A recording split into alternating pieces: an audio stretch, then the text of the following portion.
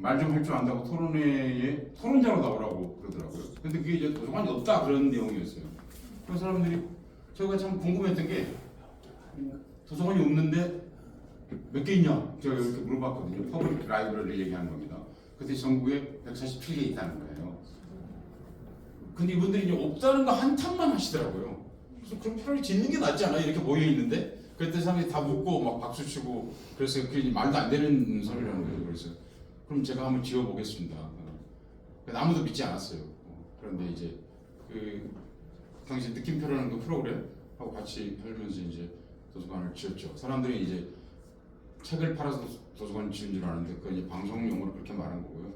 사실은 도네이션을 조직하기 위해서 굉장히 바쁘게 뛰어다니면서 이제 그래서 만들어서 했는데 그때 이제 그 경험들이 그 나중에 이런 공공 공간에서 뭘 하고 하는 거를 할 수 있는 좋은 경험들이 되었습니다. 그 공무원들 분들 여기 계신가요? 네. 제가 공무원들하고 일을 많이 했습니다. 왜냐하면 기적의 도서관도 공무원들하고 하는 일입니다. 왜냐하면 지역에다 짓는 일이기 때문이죠. 그리고 그 뒤에 뭐 정부에서 대한민국 정부를 하는 겁니다. 정부에서 강북 60년 제가 총감독을 했거든요. 60주년 때. 그리고 서울시에서 70주년 총감독을 했고요.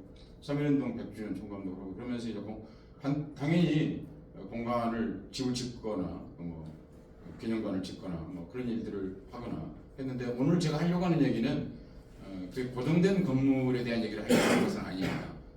이 강연 앞에 걸 보니까 여러분들이 많이 이미 그런 것들은 좀 하신 거더라고요. 강연을. 그래서 그렇지 않은 이 평범한 일상 속의 공간이 어떻게 하면 좋은 것인가 그런 얘기를 해보고자 합니다. 평택에는 몇 년 전에 자주 왔었습니다. 왜냐하면 쌍용 자동차 문제 때문에 그때 이제 노란 봉투 운동을 제가 처음 기획을 해가지고 그 당시에 하게 된 이유가 그 쌍용차에 관련되신 분들이 오랜 동안 해고 생활하시면서 스스로 이렇게 삶을 거둬들이는 저는 극단적 선택이라고 표현하고 싶지 않습니다. 왜냐하면 그렇게 돌아가신 분들은 선택하신 게 아니에요. 선택의 여지가 없는 거죠. 선택이란 건 두세 개가 있을 때 뭐 하나 고르는 거죠. 목숨은 하나밖에 아니기 때문에 그 표현이 굉장히 잘못되어 있다고 생각합니다.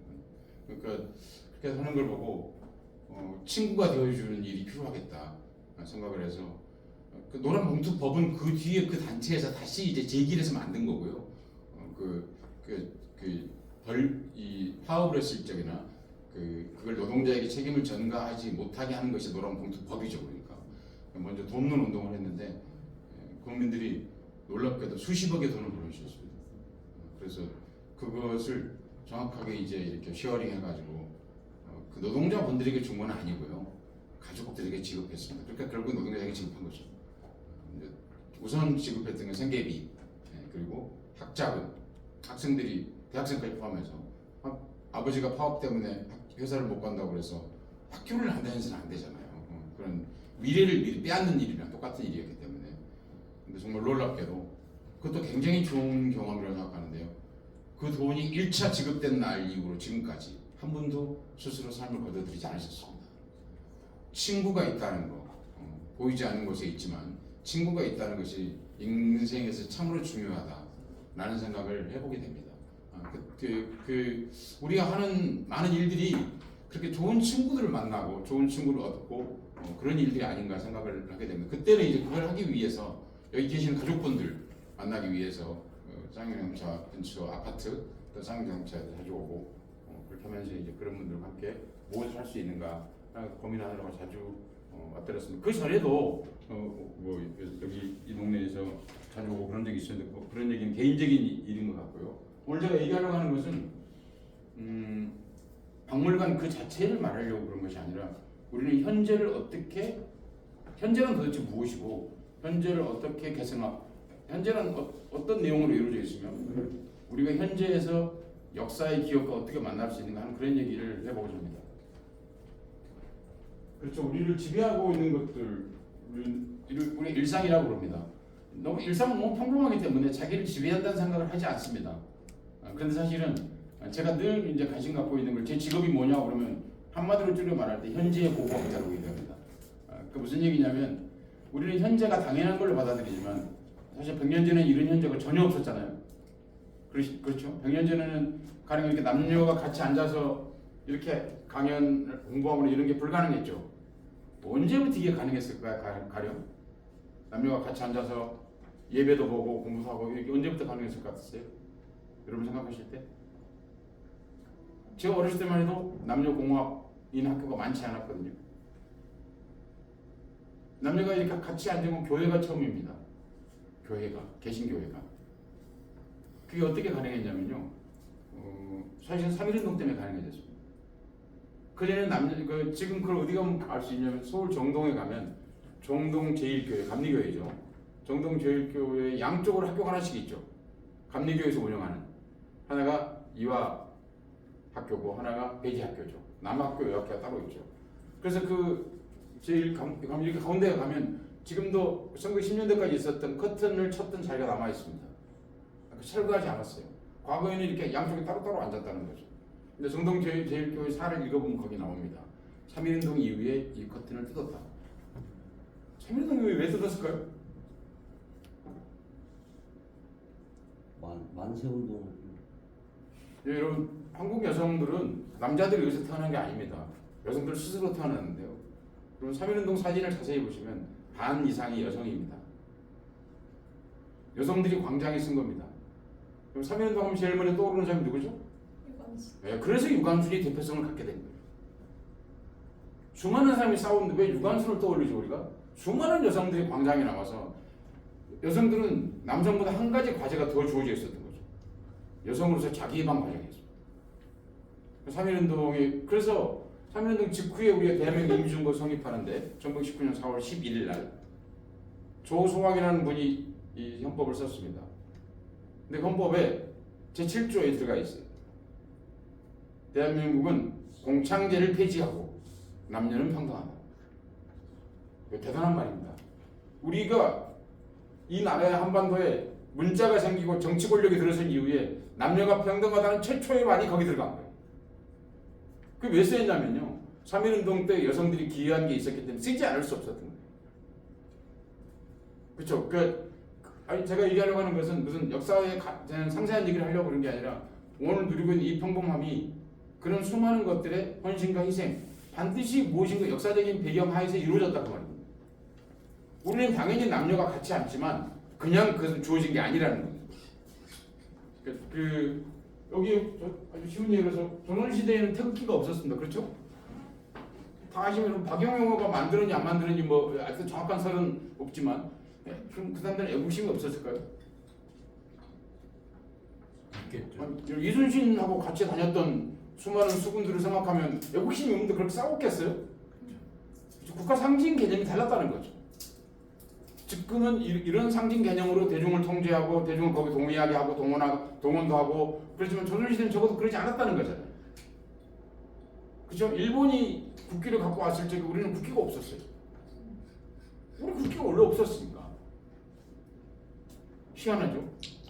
그러면 제가 여기서 이 말을 다 하면 여러분이 집에를 못 가시기 때문에 여러분에게 이건 사실 생각해 볼 수 있는 질문을 들어보려고 말씀드리는 거예요. 유니폼을 왜 입게 됐을까? 교복발이에요. 조선시대에 교복 입었을까요? 중세 서양 영화에 보면 중세 군인들이 막 옷을 같이 입고 유니폼 입고 나오잖아요. 그 영화 연출을 그렇게 한 겁니다. 중세에 유니폼이 없었어요. 여러분 유니폼은 처음으로 출연한 게 나폴레옹 군대예요. 그럼 그 전에 어떻게 다녔냐고 다 자기 알아서 입었어요. 무기도 다 자기가 개인이 만들었던 거예요. 왜냐고요? 여러분 개병제, 그러니까 누구나 군대 가는 이거는요 우리 헌법에 나와 있는 것처럼 프랑스 혁명 이후에 출연한 거예요. 왜 모두가 군대 가게 됐을까요? 모두가 세금을 내기 때문에. 세금을 낸다는 게 무슨 뜻이죠? 노비가 아니라는 뜻입니다. 노비가 아니라는 건 뭐죠? 내가 주권자라는 뜻이에요. 그래서 군대 간 거예요. 국민의 그 기본권에 해당하는 요새는 5대 기본권 그러잖아요. 우리가 다닐 때는 4대 기본권 그랬는데 납세, 교육, 교육이 의무라고 그러잖아요. 권리적 의무 그렇게 말하는데요. 그걸 교육은 왜 의무로 했을까요, 여러분? 내가 학교 다니고 안 다니고 내가 알아서 해도 되는데 헌법에 대해서 한번 궁금해 보세요. 헌법에 대해서요. 왜 교육이 의무가 됐을까요?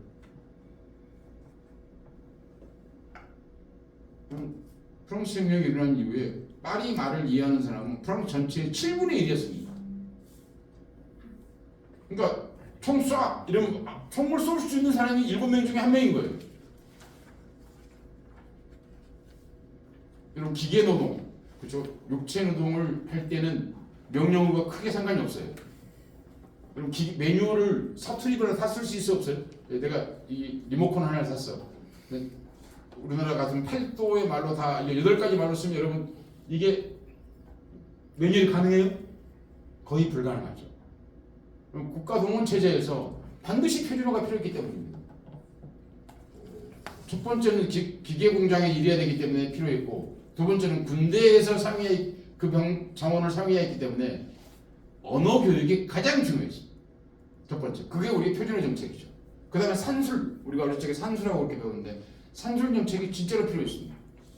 그렇게 해야 물건을 생산하고 그 전투에 임할 때도 그렇게 할 수 있었기 때문에.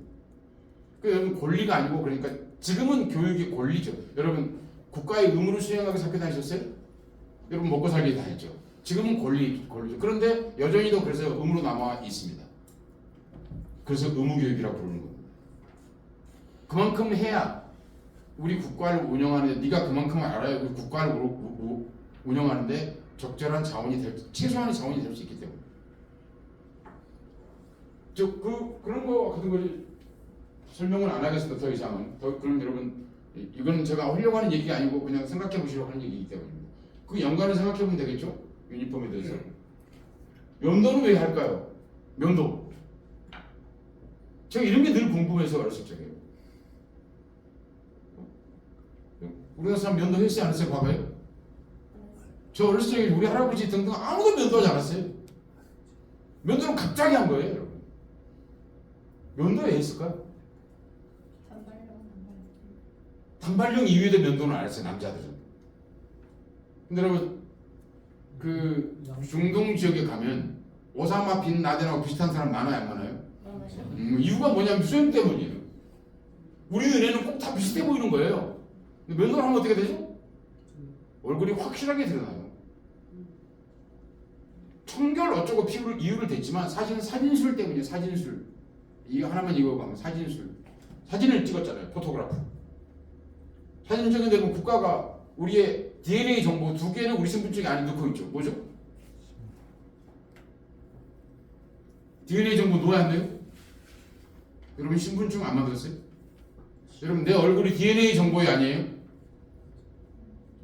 DNA 정보잖아요, 여러분. 여러분 부모님이 물려주신 거예요. 여러분 이거 디자인한 거예요. DNA잖아요. 그리고 지문을 넣죠. 국가가 우리를 지켜주기 위해서예요? 아니면 국가가 우리를 감시하기 위해서예요? 그렇잖아요, 여러분. 그럼 어떻게 얼굴이 그러면 수염이 다 있어 똑같이. 그래서 서양에서부터 이 면도를 못하게 한 거예요, 그래서. 근데 면도 못하게 하면 저항하죠. 그러니까 위생이라고 말하는 거지, 그럴 때. 위생이라고 말하고 젠틀하다고 말하고 뭐 그러면 여러분 이게 이렇게 되잖아요. 그리고 사진 찍을 때 요새는 안 그렇지만 작년부터 안 그렇지만 어디를 보여야 되죠, 늘? 귀를 보여요. 왜 그럴까요? 구별하기 위해서. 구별 짓기 위해서예요. 왜냐고요? 귀가 지문보다 더 다르거든. 지문이 같을 확률보다 귀가 같은 확률이 훨씬 더 낮아요. 여러분 형제들하고 귀랑 비교해 보세요. 형제인데도 귀는 안 닮아요. 그래서 귀를 내놓게 하는 거예요. 그죠? 그러니까 우리가 당연히 일상이라고 생각하고 있는 것들 중에 당연한 건 사실 아무것도 없다 라는 거예요. 그죠? 창문은 언제 이게 무슨 개소리냐고. 창문 다 있었지. 그죠? 여러분 드라마를 보면 고조선하고 조선 후기하고 직구조가 같아요, 안 같아? 한국에서? 거의 같아요. 신라 시대, 뭐 백제 시대, 고구려 시대 주몽을 보면 조선 후기하고 집이 똑같아요. 주몽 시대 때 그럼 집에 창문이 있었을까요, 없었을까요? 이렇게 물으니까 여러분 희한하죠. 그죠? 이거 말도 안 되는 질문인 거잖아요. 그럼 여러분 부자들 한국에 보면 국민왕 그런 데 가면 집 둘레가 다 문이에요, 아니에요? 사방이 다 문이에요. 사방이 다 문이라면 첫째 전제 조건이 뭘까요?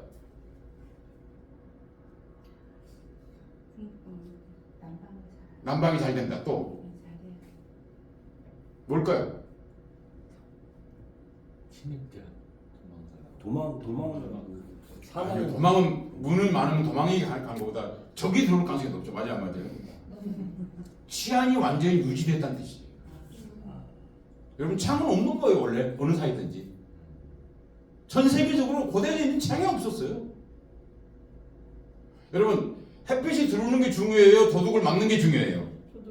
그렇죠. 옛날 도둑은 이렇게 그냥 형님들이 와서 그냥 하는 거였어요. 이렇게 찌르는 거였다고 옛날에. 뭐 못 잡았어요, 그러고. 창 없어서 가요. 숨구멍 하나 내는 영창 이렇게 조금 있는 거. 사람이 못 들어올 크기. 그리고 안에서 문 단단히 걸고 딱 잠그고 잤죠. 조선의 창이 많아졌다는 건 여러분 조선이 치안이 굉장히 안정된 사회였다는 뜻이에요. 이해 가시죠, 금방? 그죠? 그러니까 우리가 당연하게 생각하는 것들 중에 당연한 건 사실 아무것도 없다는 거예요. 이걸 제가 어디 책에 있냐고 없어요. 제가 다 궁금을 찾아본 거예요. 저는 너무 궁금했거든요. 이런 것들 어렸을 적에. 고구려 토기 보니까 문이 딱 창이 하나더라고요. 문이 하나더라고요. 토기를 보니까 왜 여기는 창이 없지? 라고 생각하는데 의문이 시작되었어요. 그래서 여러분 그냥 사지 마시고 뭔가 의문과 질문을 가져보면 훨씬 더 재미있을 수 있다. 근데 여러분 이런 게 박물관의 사실 기초적인 조건이라는 얘기를 하려고 하는 거예요. 호기심이 생겨야 박물관 올 거 아니에요. 박물관 지어서 뭐예요? 이따가 얘기하겠지만 그 무덤 비슷한 거잖아요. 맞아 안 맞아요? 물건의 무덤 맞아 안 맞아요? 사람 안 오는 박물관이 물건의 무덤 맞아요 안 맞아요? 사람이 오게 하려면 뭔가 이런 강렬한 호기심, 나도 가서 뭔가 저걸 알고 싶어 라는 것이 없으면 사람들은 가지 않아요. 여러분들이 다 중고등학교 때 아산년 총사에 갔지만 감동하고 돌아왔다. 나는 눈물을 이순신 칼을 보고 죽고 싶었다. 너무 감동. 그런 사람 있어요? 경기 불국사에 갔더니 정말 이름 말할 수 없이 김대성이라는 연출가의 기획 연출가에 감동하고 돌아왔다. 김대성이 누군지도 모르잖아요. 여러분. 불국사 지은 사람인데 재미없어요. 왜? 아무도 호기심 있게 말해주지 않았어. 그러면 뭐 그 앞에 카페에 가서 맛있는 그 아이스커피 한 알을 먹고 오는 게 훨씬 나을 것 같은 느낌을 주는 거죠. 아니 그게 사실이야. 카페보다 못해. 왜냐면 매력이 없으니까. 왜냐고? 정보만 제공하니까.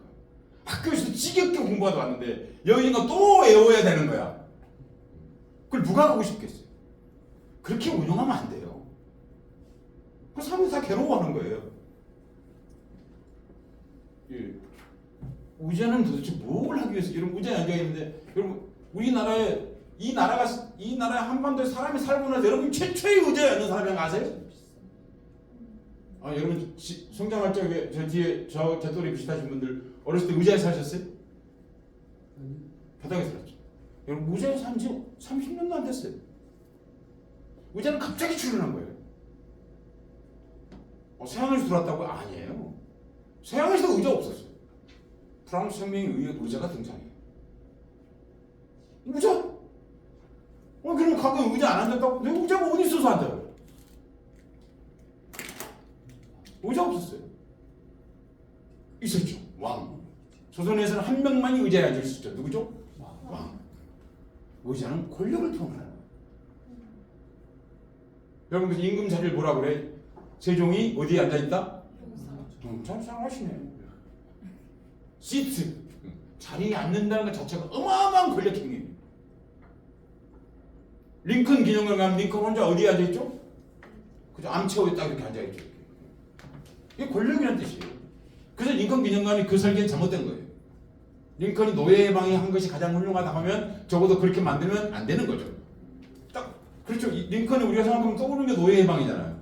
근데 링컨이 자기는 정말 곤좌에 앉아 있는 거예요. 그럼 뭔가 안 맞는 거죠, 사실. 그 언제까지? 이거 왔네요. 제가 안 넘겼는데 지금 아마 여기 팀장님께서 빨리빨리 하라고 이러는 것 같습니다. 그래서 정말 중요한 게 뭐냐면 호기심과 발견이 없으면 매우 잘 지은 비싼 무덤과 같다의 뮤지엄이 맞죠? 시간이 없어서 빨리 벌써 20분을 까먹었네요. 예. 그럼 언제부터 박물관은 호기심의 덩어리로 시작한 거예요, 원래요. 뜻을 다 찾아보면. 예. 이렇게 괜찮아요, 안 만져도. 스튜디올로 이탈리아에서 이렇게 만들었습니다. 최초의 뮤지엄을. 그리고 독일에서는 분터그 하머. 분터가 뭐냐면 영어로 원더예요, 원더. 원더걸스 할 때. 놀랍다 그 말이에요, 놀랍다. 놀라운 카메라 할 때 이게 카메라가 방이라는 뜻이거든요. 그럼 카메라가 방이 아니? 방이 없는데요.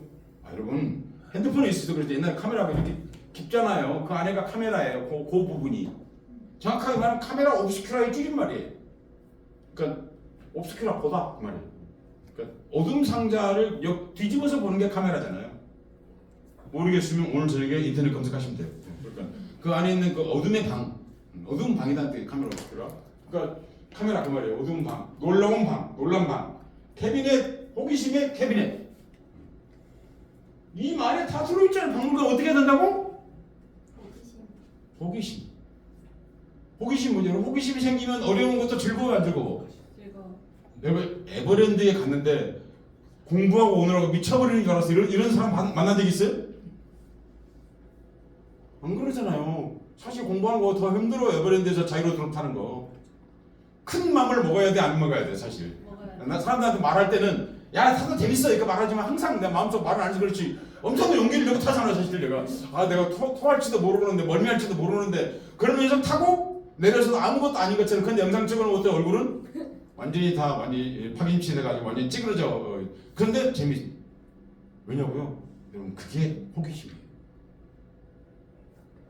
그런 걸 없이 박물관을 짓거나 하는 거는 범죄에 해당돼요. 어떤 범죄냐고? 세금 치는 범죄. 여러분 박물관에 3천만 원이 지어요? 지어요? 최소한 100억 들어요.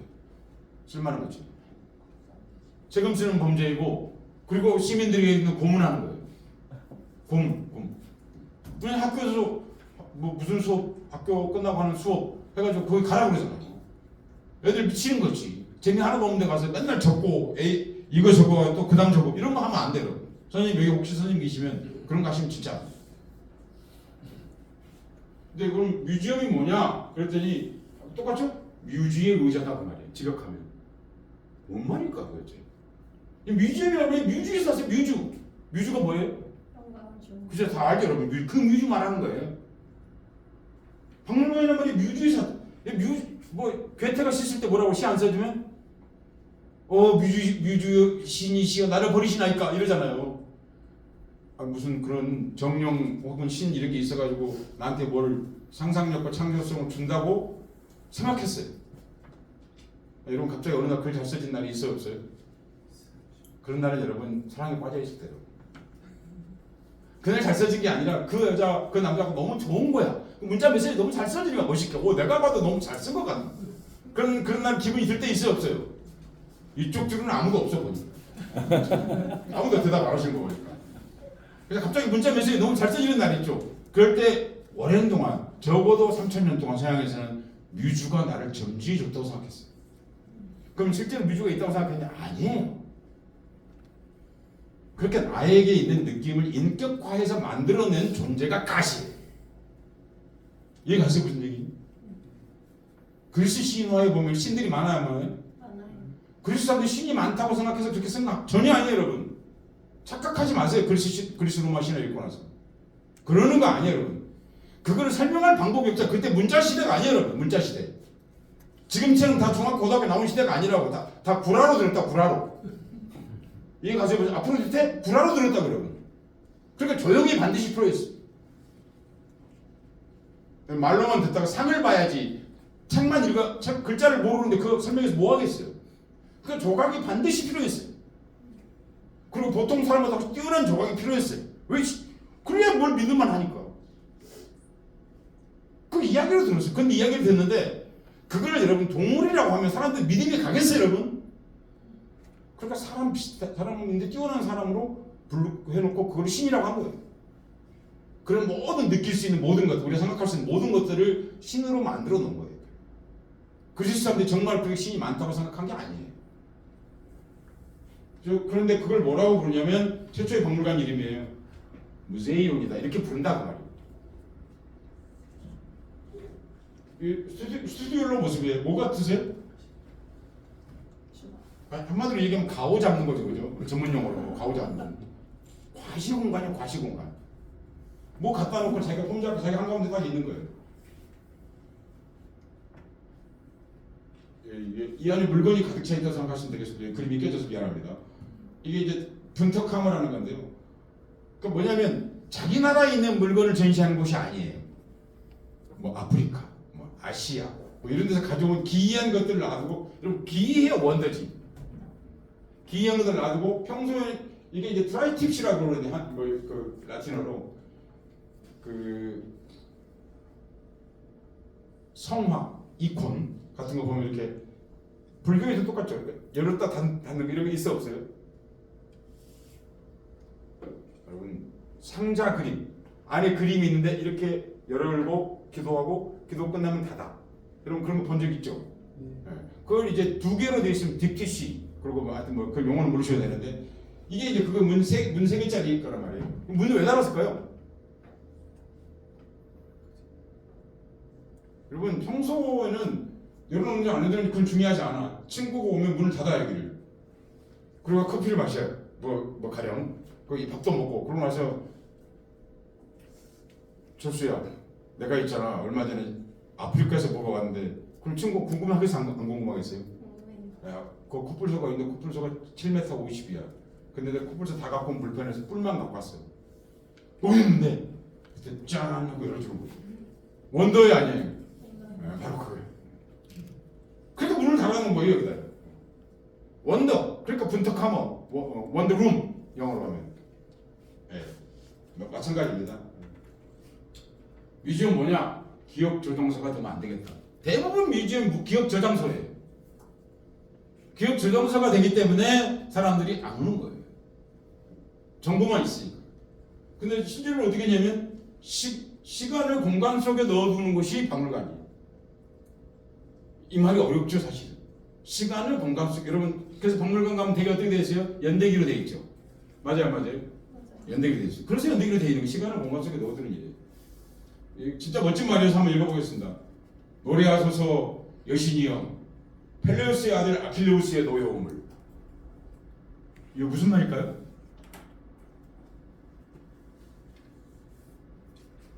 어디에 나오는 말일까요? 여기 써놨는데 트로이의 여러분 옛날 이름이 일리움이에요. 그래서 일리움에 관한 노래 그게 뭘까요? 일리아스예요. 호모의 그 유명한 서사 호메로스 영어로 호메로스 그 유명한 서사시 일리아드의 첫 줄이에요. 노래하소서 여신이여 펠레우스의 아들 아킬레우스의 노여움을. 아 여러분 이게 소설이 아니에요. 다 운문이에요.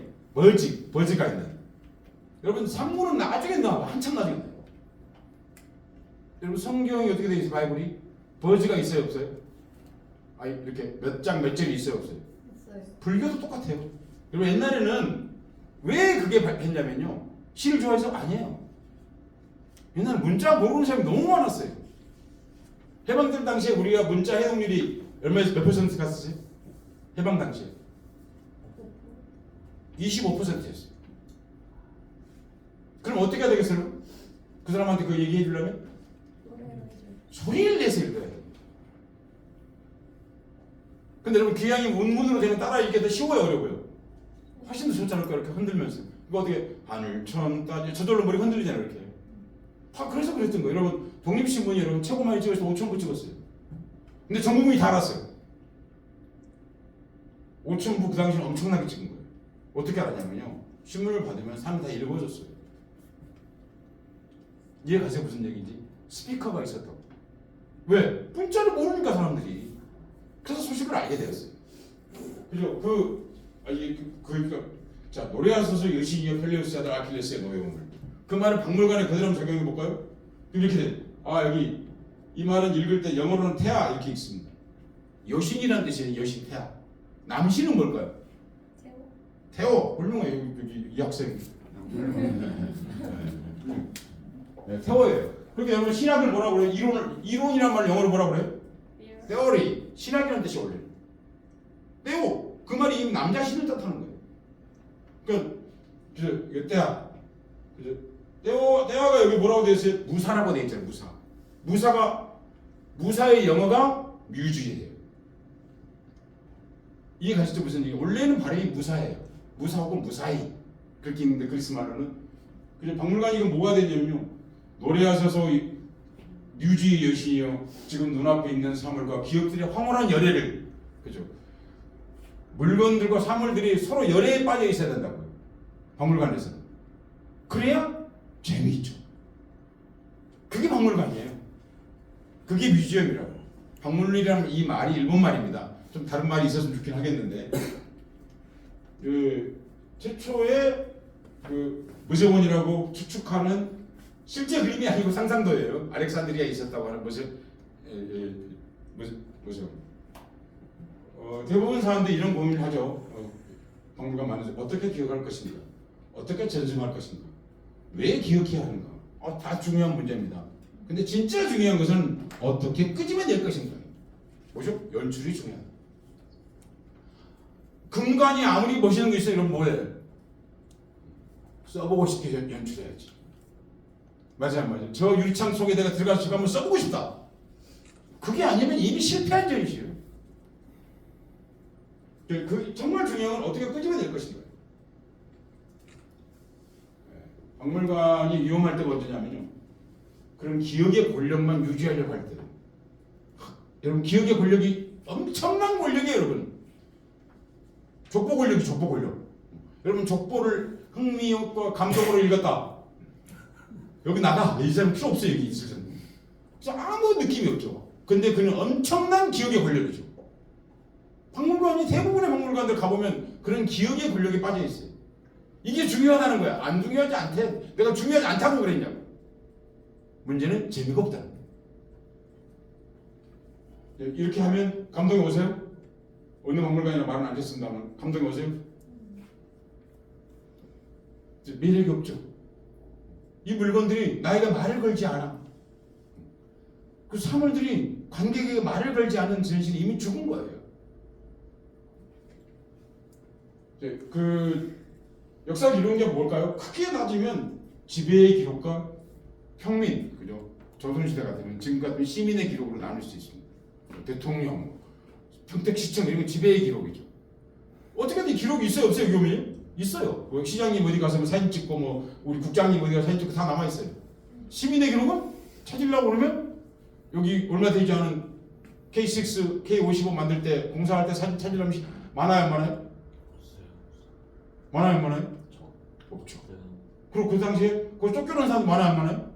몇만 명이 쫓겨났죠. 근데 지금 인터뷰하려고 그러면 뭐 그런 얘기 어디서 많이 듣기는 한 것 같은데 막상 찾으려고 하면 없어. 그죠? 지배의 기록과 시민의 기록인데 여러분 근대사회라는 건 뭐냐면 지배의 기록이 중요한 사회는 근대사회라고 안 그래요. 근대사회를 다른 말은 뭐라고 그래요? 시민국가 그렇게 말하잖아요. 그럴 때는 여러분 영어 시티즌을 쓰지 않고 프랑스 말을 씁니다. 시투아엔. 왜냐하면 프랑스에서 탄생한 개념이기 때문에. 그런데 그런 사람들 기록은 찾을 수가 없어. 박물관은 기본적으로 지향해야 되는 건 뭘까요? 그러면 시민성. 시민 혹은 시민성 이 말이죠. 그러니까 시민성을 하는 게 정말 중요하겠다. 박물관에. 그럼 박물관 같은 엄숙한 공간은 과연 진짜 필요한가? 좋은 집을 정말 지어야 되는가? 그죠? 이게 피터 줌토라고 하는 현재 살아있는 사람 중에 최고의 건축가가 지금 멋있어 안 멋있어요? 멋있죠. 멋있어. 이게 밀가루 공장이에요. 피터 줌토가 설계한 밀가루 공장인데 공장 같아요? 예술품 같아요? 여러분 말해도 괜찮아요, 여러분. 예술품 같잖아요. 여러분 이렇게 멋진 공간을 짓고 싶거든 기획하는 사람이 먼저 멋진 생각을 해야 돼요. 그 생각은 안 하고 자꾸 오더만 하는 거예요. 멋지게 지어주세요. 그런 게 어디 있어요, 여러분? 먼저 여기서 기획하는 게 멋있어야 돼. 멋있다는 거 핵심이 뭐죠? 창조성이죠. 이전에 없었던 거죠. 새로운 걸 해야겠죠. 뮤지엄이란 무엇이냐? 아까 제가 기억의 저동서를 넘어야 된다고 그랬는데 기억의 저수지가 돼야 된다. 저동서하고 저수지 같은 것 같은데 완전히 다른 말입니다. 이게 우리나라 가장 오래됐다는 김제 벽골제 일제강점기 때 찍은 사진입니다. 그럼 저수지는 뭐냐면 여러분 수많은 곳에서 썩은 물, 깨끗한 물, 빗물 뭐 다 흘러들어오는 게 저수지죠. 그래야 작은 개천, 큰 개천 할거 다. 저수 수문은 뭐 하는 거죠? 필요한 시기에 적절한 곳으로 물을 보내는 거예요. 그러니까 저장소하고 완전히 다르죠. 저장소는 그냥 가다 놓는 거예요. 저수지는 수많은 것 그저 가령 뭐 아카이브도 하고 뭐 물건도 기증받고 뭐 수많은 걸 받아. 그런 다음에 어떻게 소문을 착 열어. 보낼 때 쫙 보내주는 거야. 어디까지? 저기 평성까지 보내. 여기서. 그래서 평성까지 쭉 가는 거야. 여러분 그게 저수지. 그 박물관은 수장고 개념으로 너무 수장고가 필요 없다는 게 아니에요, 여러분. 박물관 전체가 수장고가 되는 건 비극이에요. 박물관은 반드시 저수지가 돼요. 그래서 관객들한테 보이는 것 같죠? 수문을 연 저수지에서 물이 나오듯이. 자, 모내민철에 여러분 집 앞으로 마을 앞으로 물을 내려고 하는데 물이 싹 흘러 개천으로. 그럼 여러분 그거 정말 내가 물 마시는 것 같은 느낌이 들 때 있어 없어요? 그거예요, 여러분. 바로 박물관이 해야 되는 일. 저수지 같은 역할을 해야 된다. 근데 여러분 날마다 저수지에 갈 수가 없잖아요, 그죠? 그런 좋은 박물관에 갈 수가 없잖아요. 그러면 우리 바로 눈앞에 있는 색강, 실개천 그런 기억이 잠시 멈췄다 갈 수 있는 기억의 정리하는 거 필요한 거. 우리 일상이죠. 우리 일상에서 그럼 어떤 일을 할 수 있는가? 지금까지 얘기 보니까 어떻습니까, 여러분? 현재라는 게 생각보다 역사적이다는 거죠. 아무리 이렇게 앉아 있는 것도 역사적인 내용을 갖고 있다. 남녀가 같이 앉아 있는 것만 해도.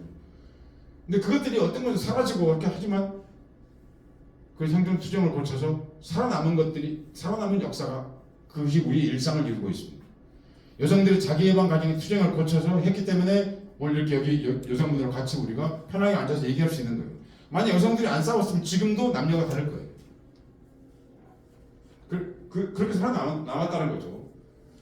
그러니까 지금 그냥 말씀드렸습니다. 그러니까 우리가 일상이라고 하는 것은 당연한 게 아니라 사실은 유교 혹은 자본주의 혹은 사회주의 근대 현대 상관없어요.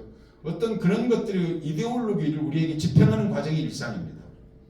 500년이 지나면 그 사람들이 이걸 우리가 조선시대 바라보듯이 신기하게 바라보겠죠. 맞지 안 맞아요? 네. 그런 것처럼 우리는 뭔가 이데올로기를 우리 매 일상이 사실은 이데올로기의 구체적인 과정인 거예요. 여러분 이데올로기 그러니까 빨갱이냐고 여러분 그건 이데올로기 한 측면만 얘기한 거고 모든 사상 혹은 유교적 전통 다 포함하는 걸 다 이데올로기입니다. 그런 것들을 집행하는 과정이다. 예. 그 중에 하나만 얘기를 짚어보죠. 시간이 될지 모르겠는데 최대한 빨리 해보겠습니다. 근데 여러분 들을만 하신가요? 네. 색, 컬러. 여러분 컬러는 당연한 것처럼 생각하시죠, 여러분. 그죠? 삼원색 말이에요, 삼원색. 삼원색이 뭐예요? 빨강.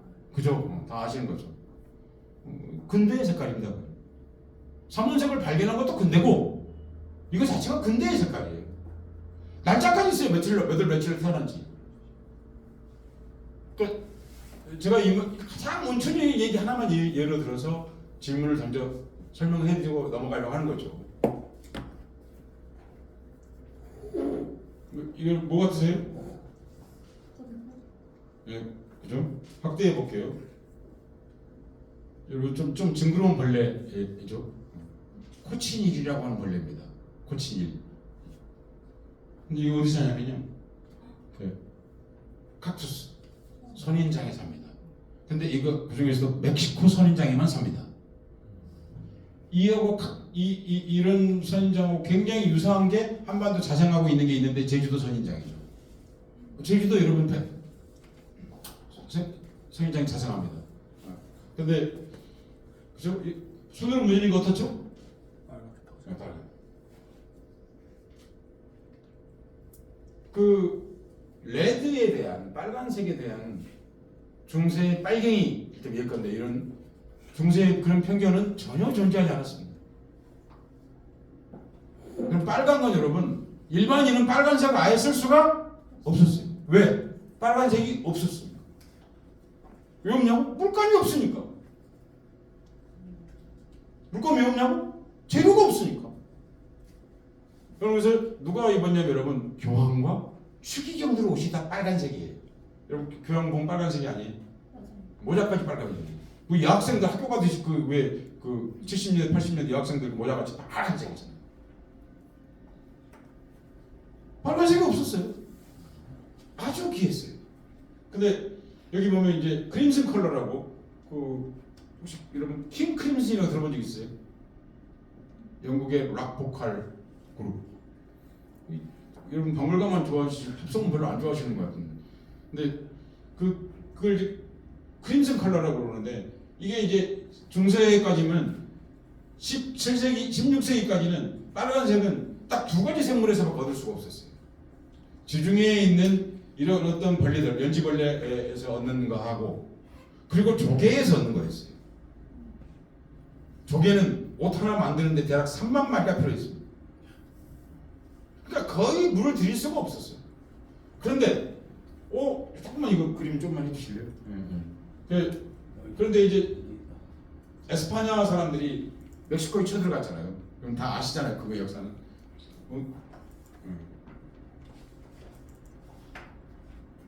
네.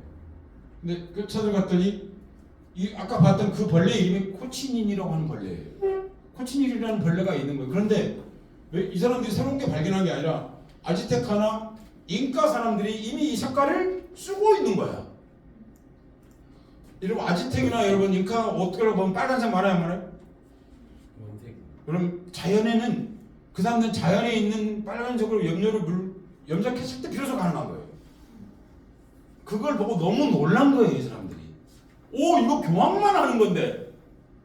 그래서 그거를 대대적으로 수입해가지고 유럽으로 수출하기 시작했어요. 엄청난 돈을 벌었죠. 빨간색은 근대의 빨간색은 식민지를 통해서 처음으로 등장했다는 거예요. 인공 빨간색은 1868년에 와서 비로소 탄생했어요. 우리는 여러분 자연 빨간색을 써요? 인공 빨간색을 써요? 인공 빨간색. 인공 빨간색은 그렇게 해서 우리도 되게 빨간 옷을 입게 된 거예요. 그게 이제 유화, 오일 페인팅, 이게 빨간색. 옛날에 여러분 화가들이 물감을 사기 위해서 뭐 피를 팔았느니 뭐 빚을 졌니 여러분 그런 얘기 들어본 적 있어요, 없어요? 예. 왜냐하면 옛날에 여러분 천연 물감은 상상을 초월할 정도로 비쌌어요. 이해가 있어요? 그러니까 후원자가 없으면 물감을 쓸 수가 없었어요. 그러니까 그런 제가 코치닐로 물감을 만들었어요. 빨간색. 그렇기 때문에 엄청난 물감입니다. 그런데 아까 말했던 건 1868년 이후에 인공 물감이 나오면서 화가들이 튜브 물감이 같이 나왔어요. 그때 튜브 물감이 세계를 바꾸는 거예요. 뭐 오늘 미술 시간은 아니기 때문에 그냥 그 얘기는 안 하겠습니다. 그러니까 그렇게 해서 이제 후원자가 없이는 저런 물감을 쓸 수가 없었기 때문에 당연히 화가들이 돈이 많은 교회나 자본가에게 의존적일 수밖에 없었던 거죠. 블루가 깃발을 든 혁명이라면 블랙은 일상의 혁명이다. 이렇게 말했죠. 블랙에 대해서 만의 한 그림 한번 봐보겠습니다. 만의 이 그림 보니까 어떠세요, 여러분? 블랙뿐이에요. 심하게 말하면 솔직히 흑백 그림에 가깝잖아요. 그림에 블랙을 이렇게 노골적으로 쓴 최초의 화가예요. 만해가. 그전에는 블랙을 안 썼냐고요? 네, 안 썼어요. 왜? 왜 안 썼을까요? 블랙은 죽음의 세계다. 악마의 세계다. 근데 만해가 처음으로 이렇게 쓴 거예요. 그리고 포드 자동차, 포드 T형 자동차라고 부르는 이 자동차가 처음으로 자동차를 블랙으로 만든 거예요. 블랙의 시대가 열린 거죠. 그리고 에드워드 8세예요. 누구냐면요, 엘리자베스 아버지의 형이에요. 근데 어떻게 했죠? 이 사람이 왕 계승자인데 왕 안 하겠다. 그래서 엘리자베스 아버지가 왕이 된 거예요. 그래서 엘리자베스가 나온 거죠. 엘리자베스 세컨드 얘기하는 거 얼마 전에 죽은 이 여자가 유부녀인 여자가 결혼하기 위해 영국 왕실은 여러분 이혼한 여자하고 결혼할 수가 없거든요. 그러니까 그럼 내가 왕 안 하겠다 했던 사람이죠. 이 사람이 양복으로는 블랙 이렇게 싱글 큐트를 본격적으로 입은 사람이에요. 그리고 블랙을 널리 알린 샤넬 블랙이죠. 여러분들이 좋아하는 샤넬 블랙백이죠. 그죠? 이 하나의 색만 얘기해봐도 이게 본격적으로 블랙 이데올로기가 만들어진 것은 개신교 부르주아지들이 만든 거예요. 그래서 직선의 양복, 단추를 그렇게 5개를 다는. 지금 우리는 3개 정도 다는데 초기에 나서 단단하게 옷으려면 여자들도 7개 단추를 달죠. 그래서 딱 조여 있는 그렇게 하는 완강함, 폐쇄적인 그걸 이제 나타낸 거고, 그리고 그 사람들이 교회에서 장례식이 열리면 거기에 그 옷을 입고 나오는 거죠. 그게 오늘날 우리가 장례식에 검은 옷을 입고 가는 이유예요. 블루가 깃발을 든 혁명이라고? 아마 여러분이 한국에 최초로 보실 거예요. 블루라면 여러분, 중세 프랑스 혁명 전까지는 제가 맨날 프랑스 혁명 얘기를 계속 하죠. 프랑스 혁명이 여러분 단지 공화정만 수립한 게 아니에요. 모든 걸 바꾼 거예요. 프랑스 깃발의 색깔이 뭐예요? 그렇죠. 그 전에 여러분 파란색을 쓰지는 않았어요. 프랑스 깃발. 중세의 모든 그림에 파란색을 딱 한 군데 쓸 수 있었어요. 어디 쓸 수 있었을까요? 마리아의 치마였어요. 마더 마리아, 성모 마리아. 왜 그랬을까요? 블루를 구할 수 없었기 때문에. 블루를 왜 못 구하냐고? 아까 말씀드렸잖아요. 레드도 없었다고. 왜냐면 블루는 전 세계에서 사실상 한 군데밖에 나오진 않았어요. 지금 인공 이런 게 나오기 전에.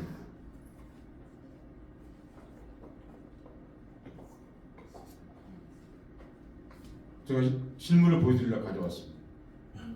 혹시 이런 걸 보신 적 있으세요? 제가 아프가니스탄에서 가져온 겁니다. 아프가니스탄 전쟁에 궁금해서 한번 가봤거든요. 저 전쟁 나는 곳에 많이 가봤습니다. 이게 라피스 라줄리라는 겁니다. 여러분 다 돌려보시라고 저 보내드릴 거거든요. 이게 굉장히 중요한 일이라고 생각해 한번 만져보는 게. 근데 깨거나 떼거나 그러시면 안 됩니다. 사실상 아프가니스탄에밖에 없는 돌입니다. 아프가니스탄이 어떤 전쟁을 해도 저 광산은 멈추지 않습니다. 아프가니스탄에서 가장 많은 돈을 가져오는 건 첫 번째는 양귀비예요. 지금은 양귀비를 안 하겠죠. 뭐 전쟁이 끝났으니까. 그러니까 두 번째가 저 라피스 라줄리. 저 라피스 라줄리를 물에 삶아요. 그럼 저게 깨져요. 고온의 물에 삶으면. 그래서 믹서기로 갈아요. 그리고 순도를 걸러내요. 그리고 기름 속에 그걸 안착시켜요. 여러분 그게 물감이에요, 여러분. 저렇게 귀한 건데, 그죠? 지금 저거 하나면 유화 작품 몇 개를 만들 수 있는 크기거든요, 저게요. 저 하나면요. 그러니까 그것도 말이 여러분 이제 서양 그림 보실 때 르네상스 시기까지 파란색 치마를 입고 있으면 그게 항상 마리아예요. 딴 사람은 아예 막 가질 수가 없었어요. 그랬어도 법으로 정하진 않았지만 아마 그렇게 그리놓으면 살아남지 못했을 거예요. 그러니까 그렇게 신성한 의미를 부여했어요. 왜? 여러분 귀함은 신성한 거예요. 맞아 안 맞아요? 여러분 이가 신성한 적이 없잖아요. 그래 안 그래요? 쥐, 이 이런 게 신성한 적이 없잖아요. 여러분 흔하니까 그런 거예요. 만약에 쥐가 멸종 단계에 있어가지고 한국에만 27마리가 남았다 그러면 여러분 수많은 사람이 보러 올 거예요. 맞아 안 맞아요? 자고로 그런 거예요. 지금은 그걸 갖고 물감을 만들지 않죠. 지금 저렇게 만들면 정말 아름다운 빛깔이 나오죠. 그런데 저 물감을 만들려면 돈이 수천만 원 들는데 어떤 사람이 저걸 만들려고 그러겠어요? 그림 하나 그리기 위해서. 그죠? 그러니까 그렇게 귀했던, 그러다 보니까 블루를 일반인 상징으로 쓸 수가 없었어요. 아예. 근데 프랑스 혁명이 나자 그 귀한 것을 우리가 나타내겠다. 뭘로? 깃발로. 그래서 프랑스의 삼색기에 블루가 들어갑니다.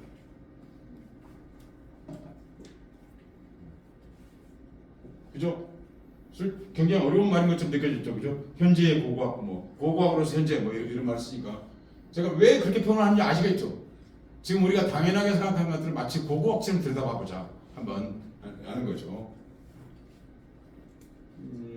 제가 했던 일 중에 집이 아닌 것들 얘기를 몇 가지 해보도록 하겠습니다. 역. 그럼 바로 일상을 대표할 수 있는 공간이죠. 그런 거 안 그런 거예요. 뭐 내가 뭐 나는 역을 안 가봤다. 뭐 이런 사람은 없겠죠. 누구나 가야 되니까. 여기서 여기라는 뭐 기차역, 뭐 버스선, 뭐 플랫폼, 뭐 충청도와 경기도 말로 차부. 뭐 아까 없이 지금 요새 차부란 말을 잘 안 쓰시죠. 제 위에 어른들은 다 옛날에 버스 타는 거는 다 차부라고 그랬는데. 평택터미널 옛날에 어른들은 평택 차부라고 그랬어요. 이곳은 저도 나이가 먹어서 그런지 여기서 이별은 늙어가도 승하차는 늙을 수가 없죠. 근데 이걸 잘만 하면 굉장히 역사적인 공간을 만들 수 있어요. 잘만 하면. 그럼 보통 스마트폰 집에서 충전하죠. 근데 집 밖에서 스마트폰이 떨어지면 어떻게 하세요? 건전지가 떨어지면? 어딘가 가서 충전을 해야 되는 보통 편의점? 뭐 이렇게 충전하고 그러죠. 근데 제가 늘 안타까웠던 게 그냥 그 버스 정류장 같은데 그냥 충전하기 해주면 안 되나? 기차나 혹은 저기 그 메트로, 전철, 지하철을 여기에 그냥 그런 거 충전 한 50군데만 놔두면 그냥 충전하면 될 텐데 그 서비스 국가가 그렇게까지 서비스를 할 수 없나? 라는 생각이 늘 답답했거든 사실. 그러면 거기서 사람을 기다리면서 그리움도 함께 충전할 수 있을 텐데 그죠? 그래서 제가 이제 그런 생각 끝에 하나 만든 게 있는데요. 독립운동 얘기를 제가 메모리를 많이 만들었습니다. 그런데 그 독립운동사를 지시하고 주입하고 이렇게 하면 사실 재미없는 거잖아요. 그래서 건전지를 충전하는 걸로 홍보를 하고 그리고 정말 한국에서 가장 의자를 잘 만드는 사람이 그 의자를 만들어 달라고 얘기를 했어요. 사람들이 와서 앉고 싶은 의자. 미움 박물관에도 없는 그런 좋은 의자들을 지하철에 뒀어요. 그분들은 그거 잘 모르세요. 그렇게 좋은 의자고 비싼 의자인지. 근데 그렇게 모든 척 아예 너무 무거워서. 그런데 한국 최고의 디자이너에게 이제 그걸 디자인해달라고 그랬어요. 색깔도 예쁘게 하고. 시민이 쓰는 것이 여러분 세계에서 가장 좋아요. 누구나 쓰는 것이 가장 저는 제일 좋아한다고 생각합니다. 근데 이게 이제 안국역에 가면요. 이게 그냥 내력 기둥이라서 원래 있는 기둥이에요. 여기 독립운동가 800명이 얼굴이 생겼어요.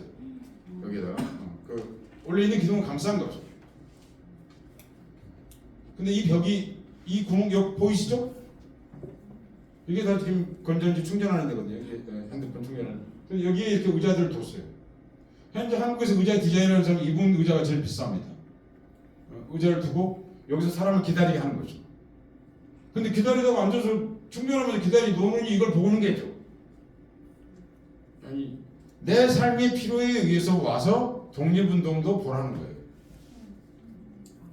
이거 완전히 다른 말이에요, 여러분. 이건 독립운동 기념 공간입니다. 여러분 독립운동을 보세요. 보다가 충전 타서 이건 아니에요. 여러분 서비스를 먼저 하자는 거예요. 너 배터리 충전하고 싶지 않아? 그리고 여기 약속장 이게서 여기 안국역이 이제 이것이 유명한 거예요. 여러분 저기 북촌 가려면 거기 배터리 충전하는 거기로 오세요 그래요 사람들이. 그런 사람들 배터리도 공짜로 충전하나 봐. 여기 충전기도 다 놔뒀어요. 충전기 그거 잃어버리면 어떻습니까 여러분? 그거 하면 돈이 얼마나 한다고. 여기 가서 사람들이 충전하고 배터리도 의자에도 앉아있고 이야기도 하고 그러다 보면 30분 일찍 오는 사람도 있고 5분 늦게 오는 사람도 있는데 만나가지고 같이 그걸 하는 거죠. 이 접근 방법이 달라야 된다는 거죠. 내용을 먼저 주려고 하지 말고 소비자. 여러분 자본가를 존중해야 될 필요가 있을 때가 언제냐 여러분. 자본가들은 언제나 소비자 중심이에요. 일본 말로 삐끼야. 삐끼적 요소가 강하죠. 사고 싶게 만들잖아요. 퍼블릭의 문제가 뭐죠? 그게 없다는 거예요. 세금 쓰는데 왜 그걸 못해요? 세금도 잘 쓰면서 그 사람도 호기심 때문에 가보고 싶고 이렇게 만드는 게 뭐가 어렵냐고요. 왜 그렇게 안 되는 줄 아세요? 내 돈 안 쓰기 때문에. 내 돈 써보세요. 반드시 손녀목이 만들지. 이게 진짜 중요한 생각이에요. 그러니까 이렇게 하니까 사람들이 여기 와서 이걸 하는 거예요. 먼저 이걸로 안내를 했어요. 그러니까 사람들이 이렇게 와서 약속 장소를 하고 여기서 그럼 바로 여기가 이 나가면 북촌이거든요. 여기 가서 약속 장소를 하고 충전하고 근데 보니까 뭐가 있어.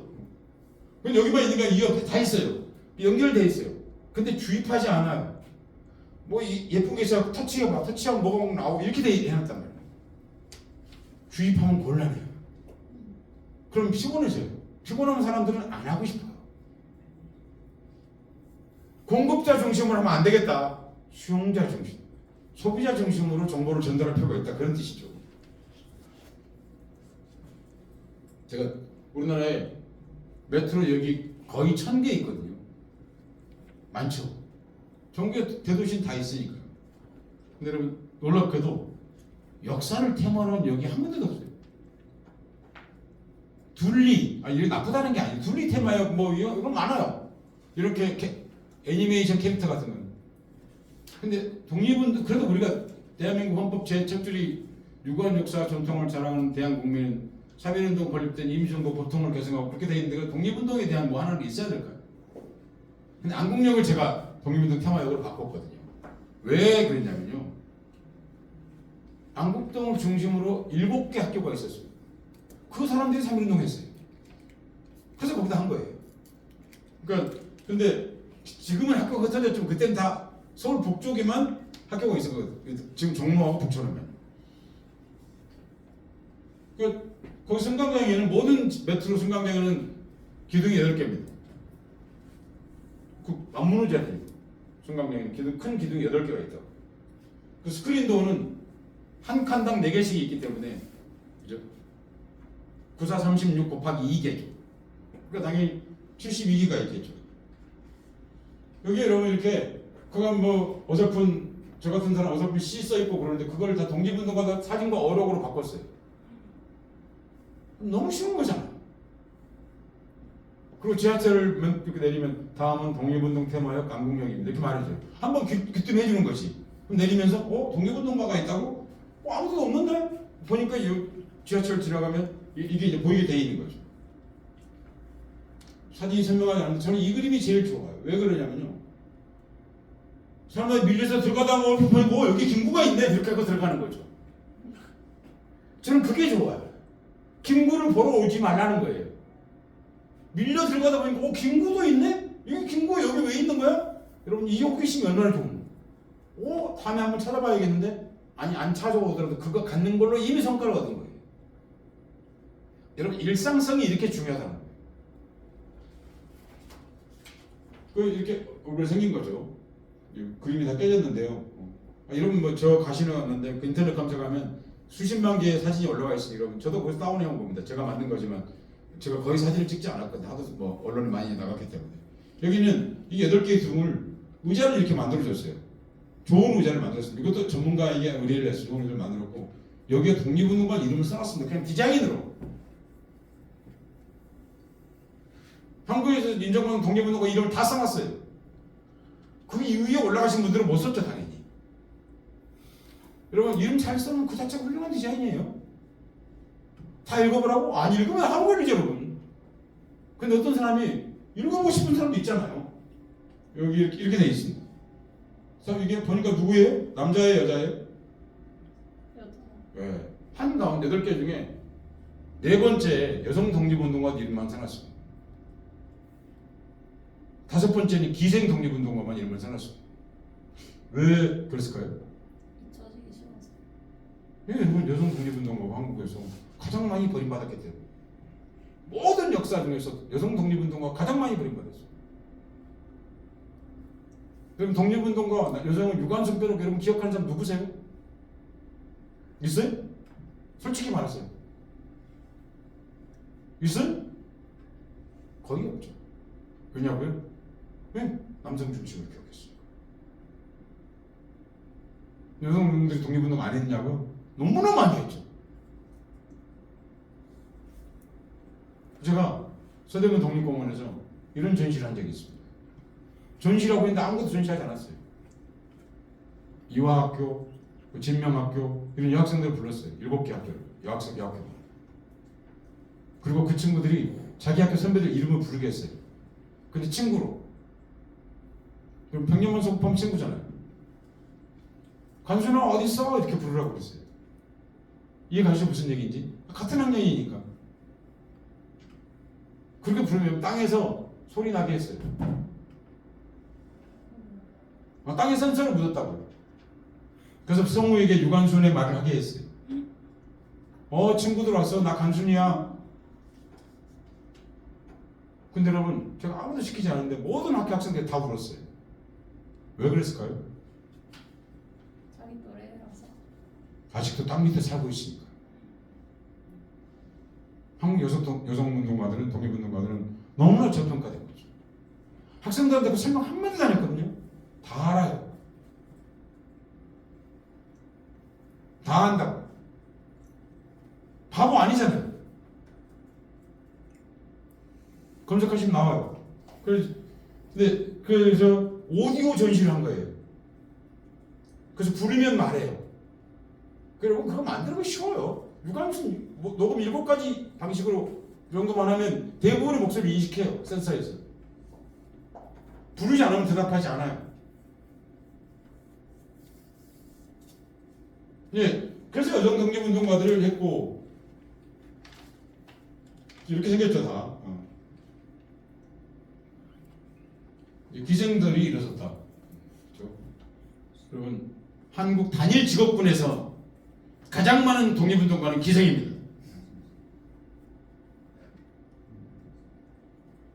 놀랍죠? 단일 직업군 독립운동가 중 인정받은 사람 중에 단일 직업군이 가장 많은 게 기생이라고 여러분. 학생보다 더 많아요. 근데 우리는 기생이라고 그러죠. 독립운동가를 안 그러고.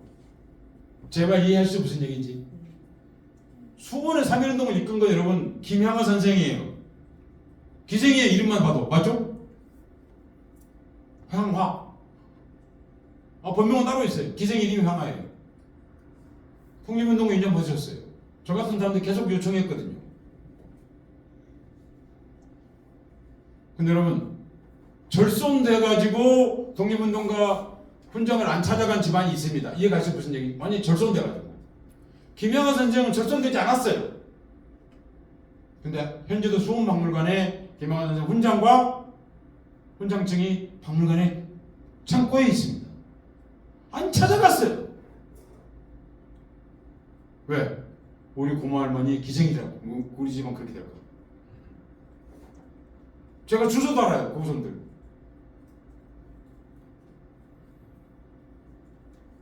근데 김영하 선생이 여러분 유관순 동기예요. 어디 동기일까요? 빵동기. 서대문호. 아무도 몰라요. 수원의 독립운동을 여성이 최초로 시작하고 감옥 살았다는 걸 아는 사람은 수원 사람도 거의 없어요. 김영하가 이화학당을 다녔으면 어땠을까요? 솔직히 말해보세요 여러분. 여러분 교과서에서 배웠겠죠. 안성 만세시 이거 한국에서 가장 센 곳입니다. 안성 아시죠? 안성 중에 어딜까요? 안성 중에 양성이에요.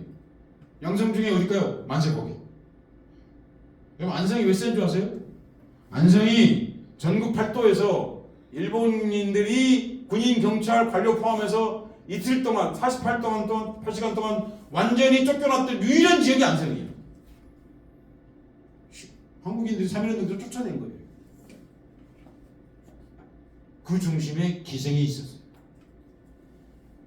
안성장이 컸기 때문에 그 기생들이 거기서 일했는데 그분들이 열심히 싸웠다. 제가 거짓말하는 거 아니에요. 당장 찾아오시면 돼요. 그래서 그분들 이름을 제가 찾아가지고 여기 새겨놨어요. 너무 속상하잖아요.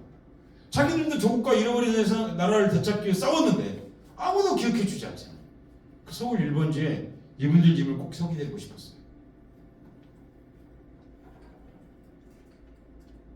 텔레비전 프로에 가끔씩 나옵니다. 이렇게.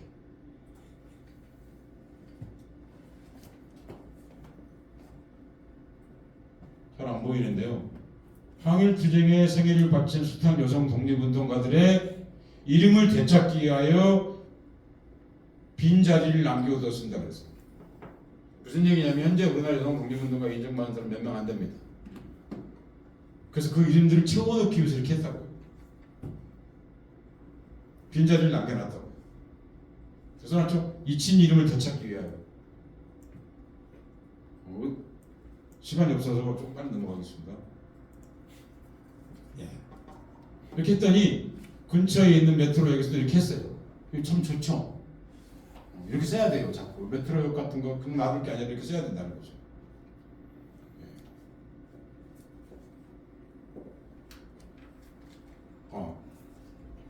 그 영상을 잠깐만 보도록 하겠습니다. 영상 나오는 동안 잠깐 설명을 드리겠습니다. 저 서울 시내 주요 버스 정류장들의 이름을 독립운동가 이름을 병기해서 만들었습니다. 어디 가면 안중근역이에요. 어디 가면 뭐 무관순역이에요. 어디 가면 뭐 독립운동할 때 폭탄 서울 시내 들어서 제일 열심히 싸운 김상옥 역이에요. 평택에 훌륭한 인물 많아요, 안 많아요? 그거 하는 거 여러분, 여 공무원 여기 계시는데 그거 그렇게 어려운 일인가요? 여러분 시의회 의결도 필요 없어요, 이건요. 시장이 동의만 하면 당장 할 수 있는 일이에요. 시 돈 들지도 않아요. 왜냐하면 그 버스 잡아서 하거든요. 돈 들지도 않아요. 그 녹음만 좀 바꾸면 여기 다음은 민세 안재홍 역입니다.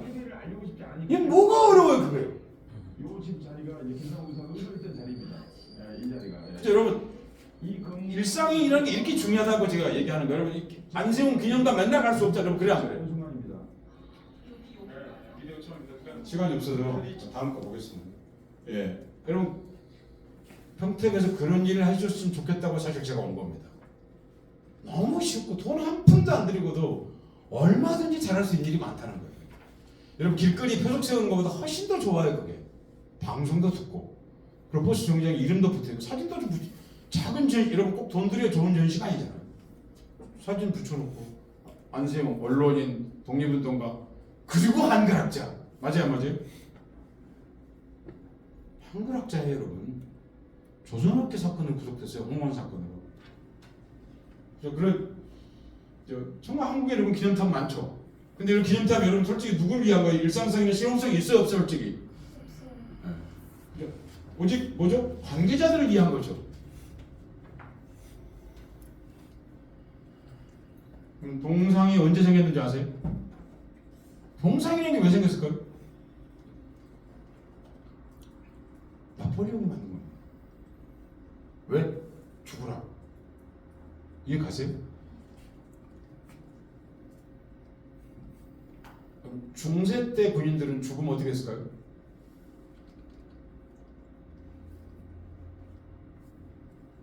여러분 영화만 보시죠. 중세 같은 건 책도 보세요.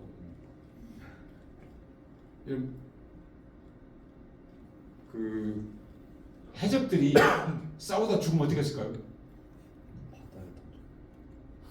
아니 나도 내가 죽어. 처자식 있잖아요. 어떻게 했을까요?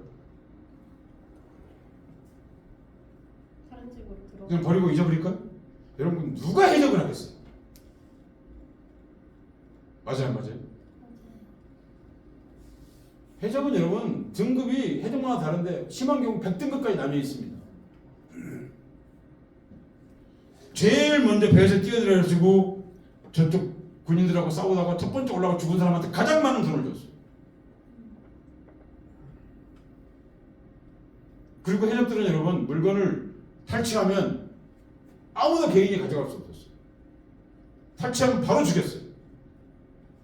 그렇게 탈취한 물건을 배 위에 지내려는 그 상태가 뭔지 아세요?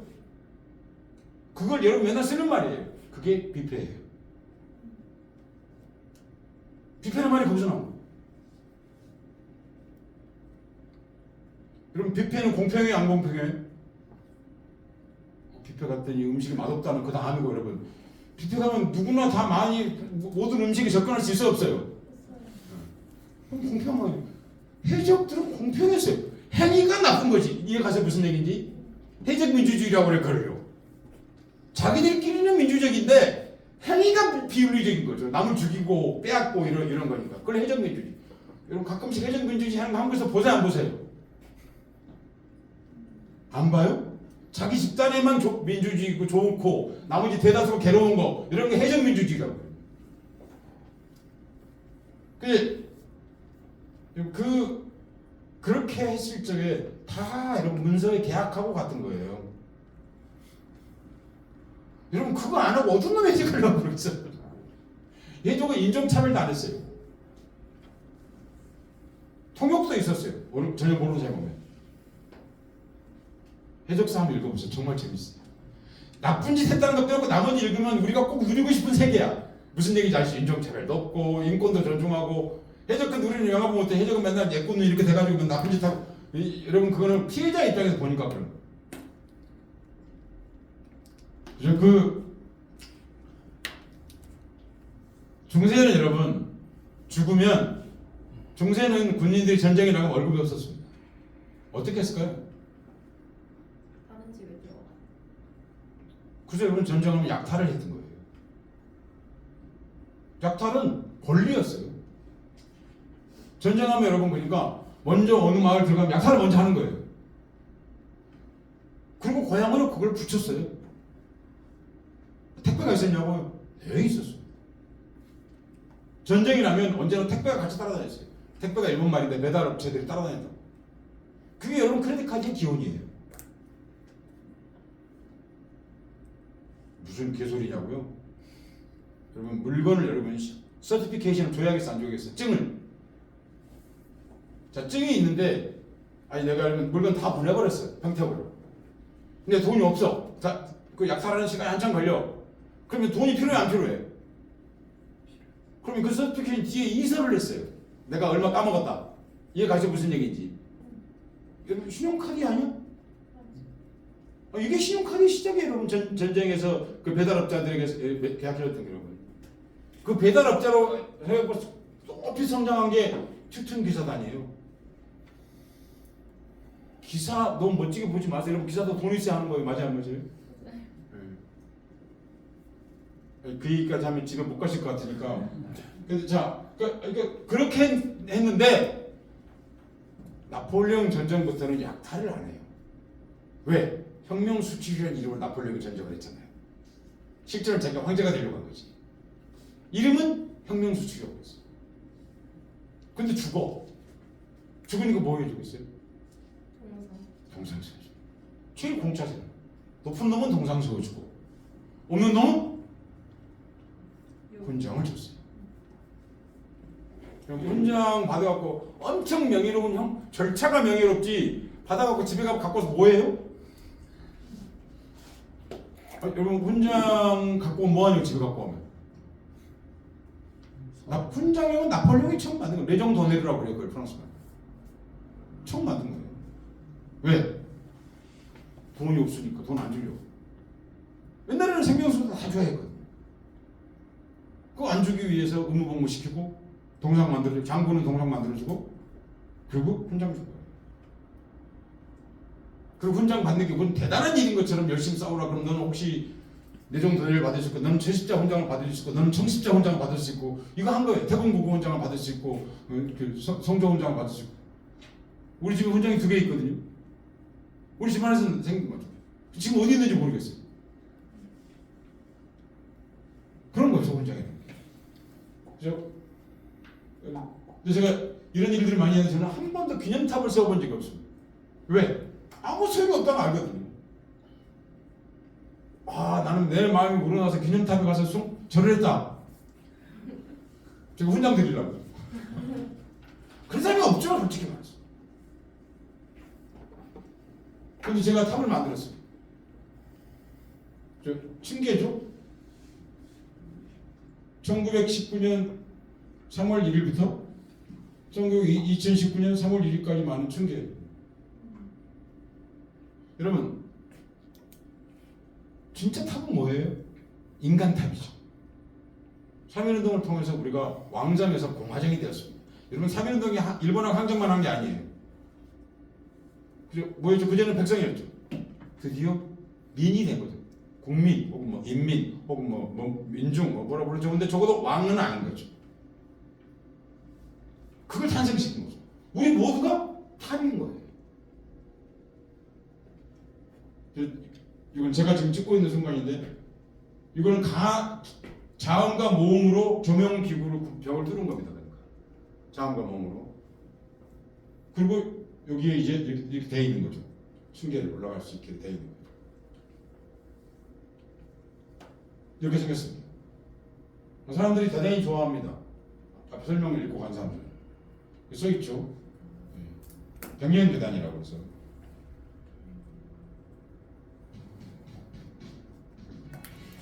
여기까지 한번 와보실래요?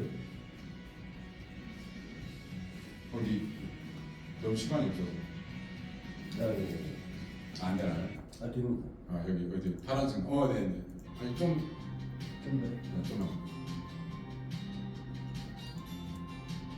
더. 제가 만든 게 아니고 저는 이런 걸 만들지 않습니다. 저 홍보하는 걸 만들지는 않는데 지하철 공사에 이렇게 해놨더라고요. 그래서 오늘 아침에 발견하고 제가 이거를 어젯밤에 발견하고 했는데 조금만 더 건너 여기 이렇게 나오네요. 그냥 지우겠습니다.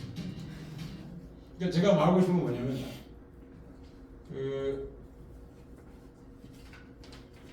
기념탑이나 이런 것들로 권위로 사람을 누르는 게 아니라 우리 스스로가 1919년의 역사에서 2019년으로 건너 올라왔다는 거죠. 그리고 그것은 우리의 청사진이 되었다는 뜻으로 청색을 사용했습니다. 맞죠? 우리 청사진이 됐죠. 3.1운동에 이루는 그 값어치가 오늘날 우리의 청사진이 되었다는 거죠. 그러니까 그렇게 권위에 복종시키는 조형물은 시민사회에 저는 안 맞다고 봅니다. 그건 시민성이 없는 거라고 생각합니다.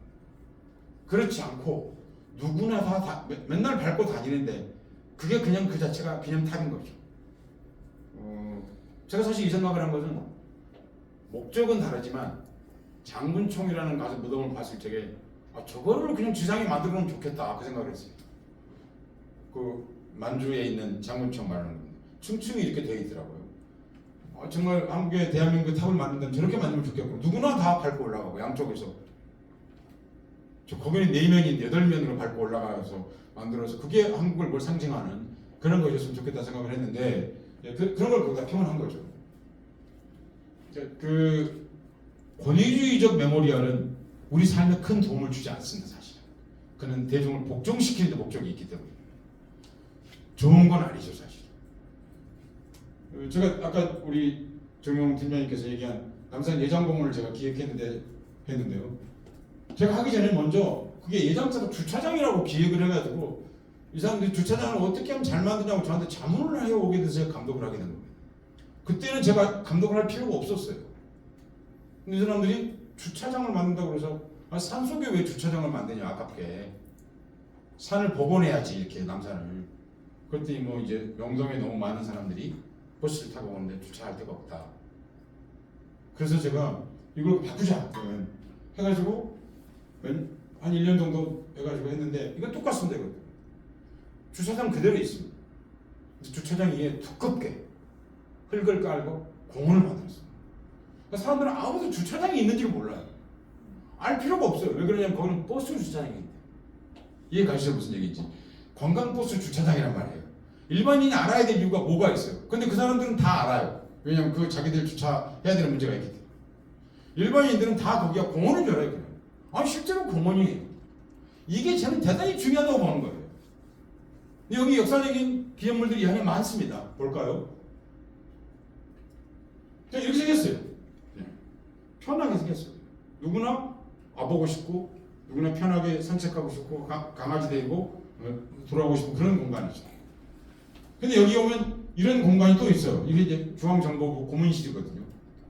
기업 6이라고 제가 이름 붙였는데 6국인데 거기다 이렇게 괴롭히려고 쓴 게 아니라 우체국을 해놨어요. 우체통. 호기심 때문에 한번 들어와 보고 싶어. 실제로 이 자리가 고문하는 자리예요. 이게 고문실 자재들이에요. 근데 설명 안 해놨어요. 여러분 여기 지나가고 공원 산책하는데 고문실 자료가 지금 여기 있으면 좋아요? 아니 굳이 안 해도 그럼 이 안에 들어가는 사람은 알 수 있어요. 그걸. 밖에 있는 사람한테 굳이 여러분 그게 공급자 중심의 논리라는 거예요. 수용자 중심을 생각하면 모든 사람이 안기부 중종 고문실을 보러 오는 게 아니잖아요. 아마도 구할은 그냥 올 거예요. 그냥 산책 삼아서. 그 사람들이 중심이어야 한다는 거예요. 그럼 제가 이걸 왜 놔뒀냐면요. 사실은 둘 데가 없어 놔둔 거예요. 이게 무슨 얘기냐면 언젠가 우리는 이걸 다 알지만 100년 뒤에 사람 몰라요. 그래서 이 자재들을 놔두고 여기 이 층계인데요. 층계도 다 그대로 뒀어요. 말하자면 어디로 다시 이렇게 세우면 그대로 복원할 수 있어요. 근데 그 대신 여기 와서 이렇게 사람들 놀고 뭐 구슬치기도 하고 할 수 있게 해놓은 거죠.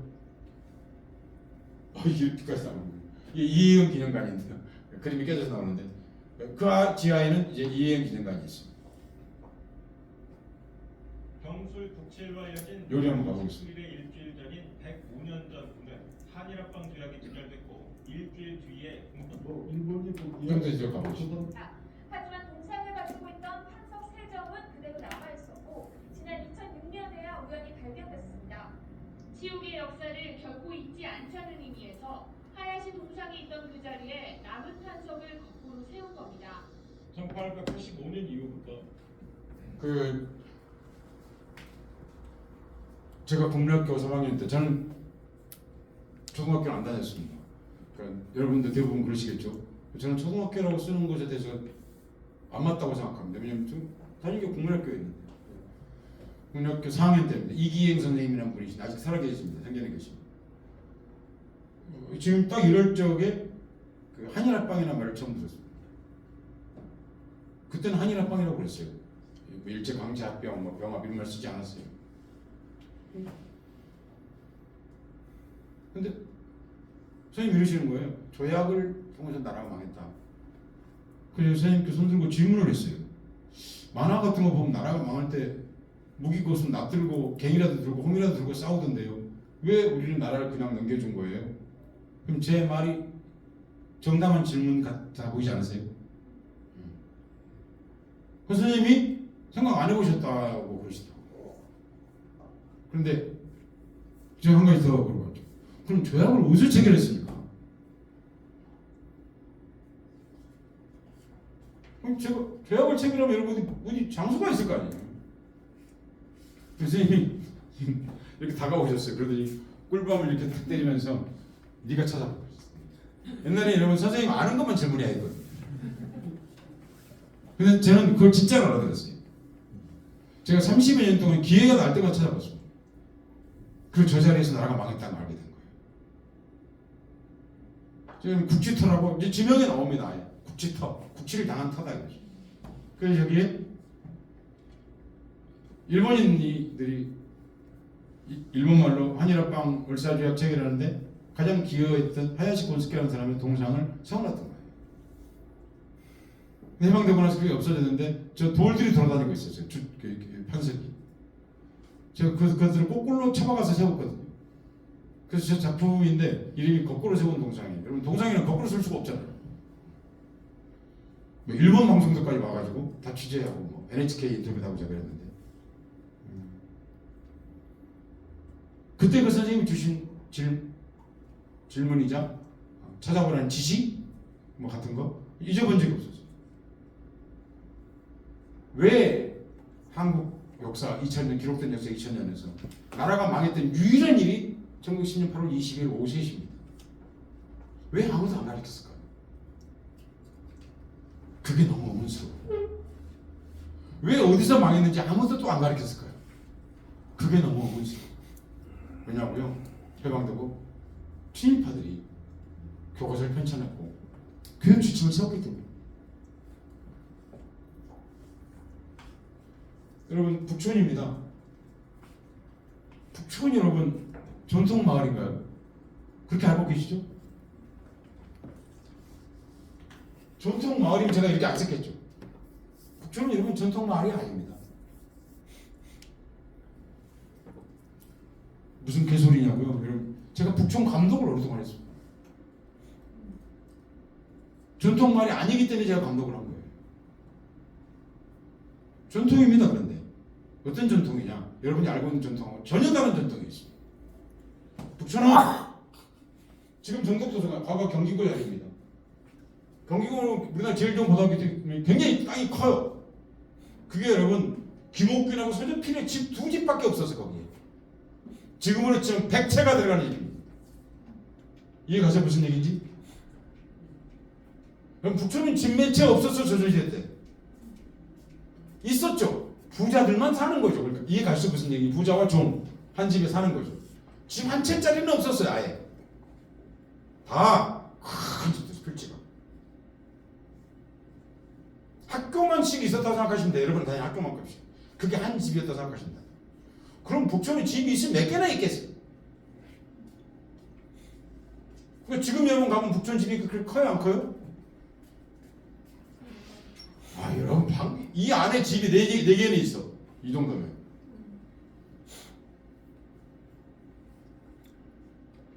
그죠?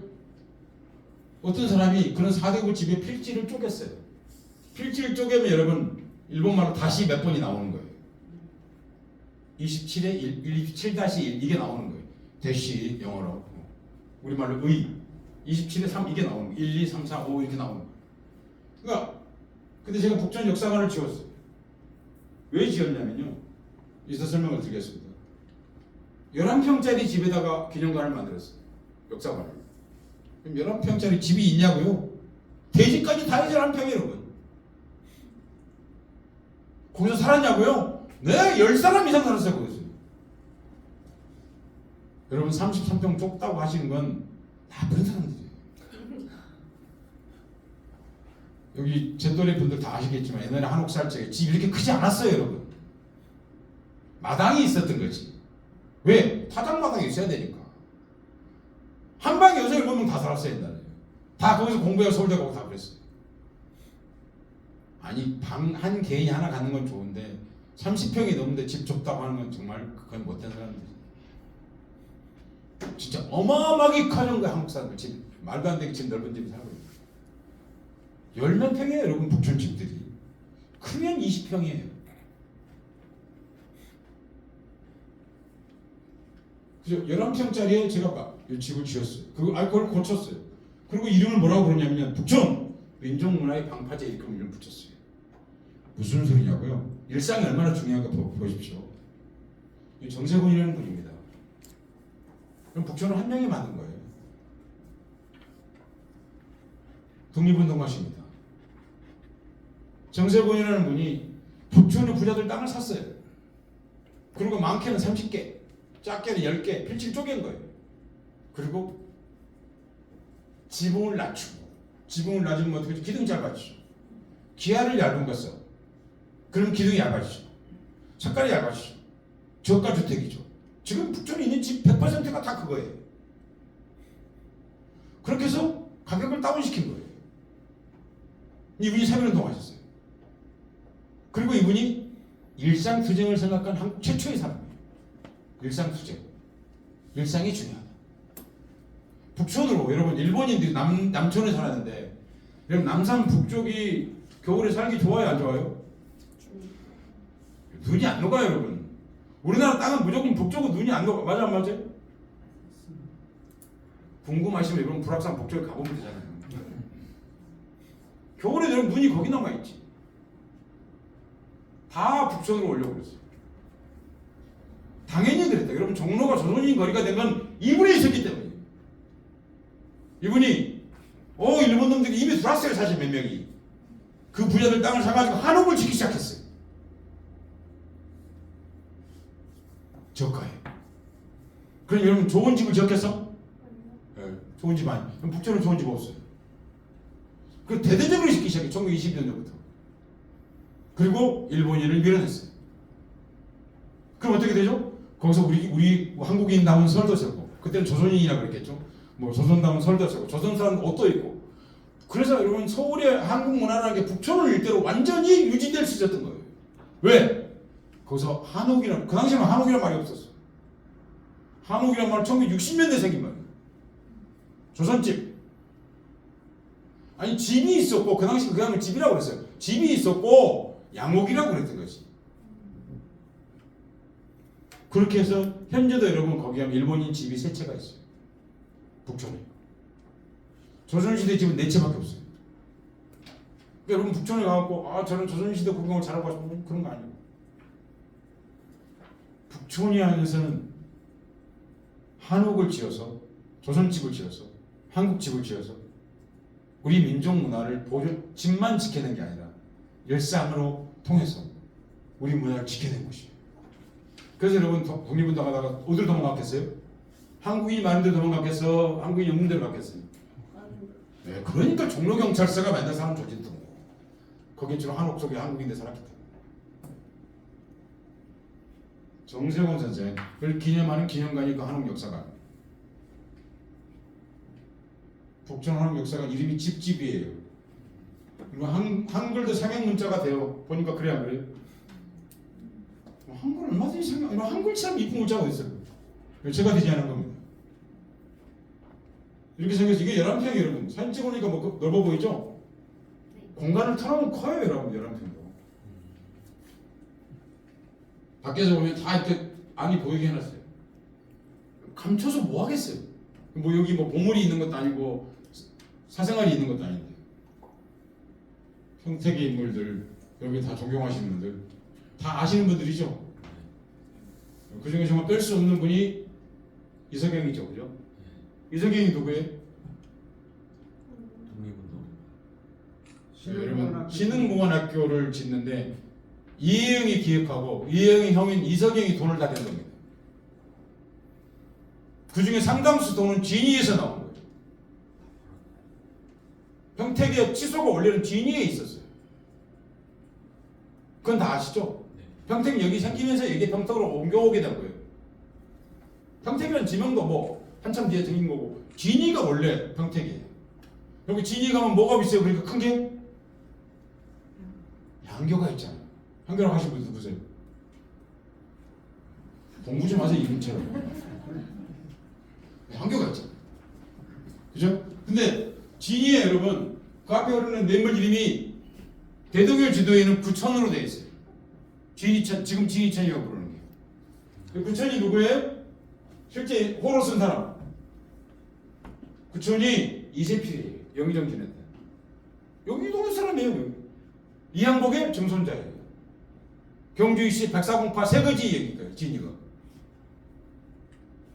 그들이 있었기 때문에 그리고 박문수가 거기서 태어났어요. 여러분 옛날에는 박문수 그 외가니까 별거 아니라 여러분 반대예요. 이율곡 어디 성장해요?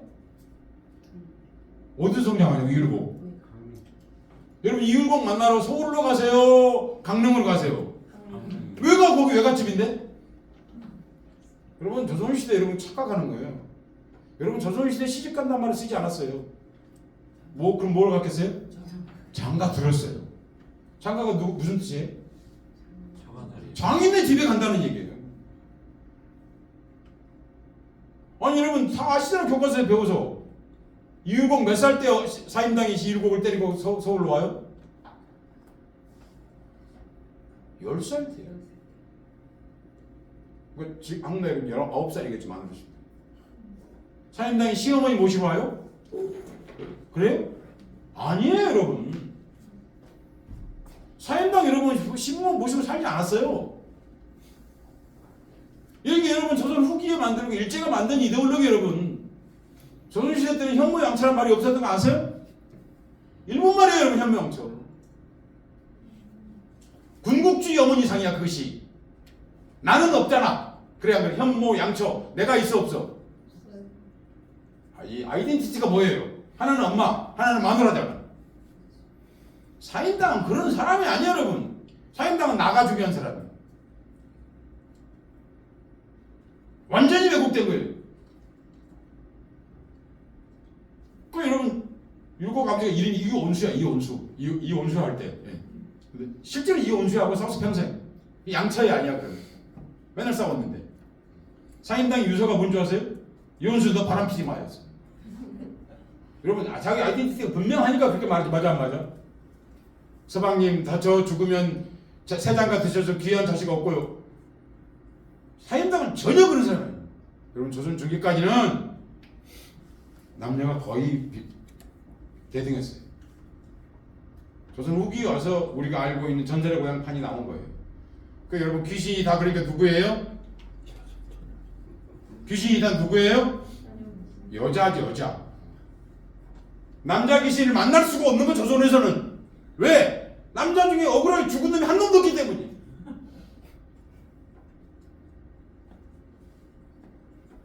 이해가시? 그게 조선 후기에 형성되는 거예요.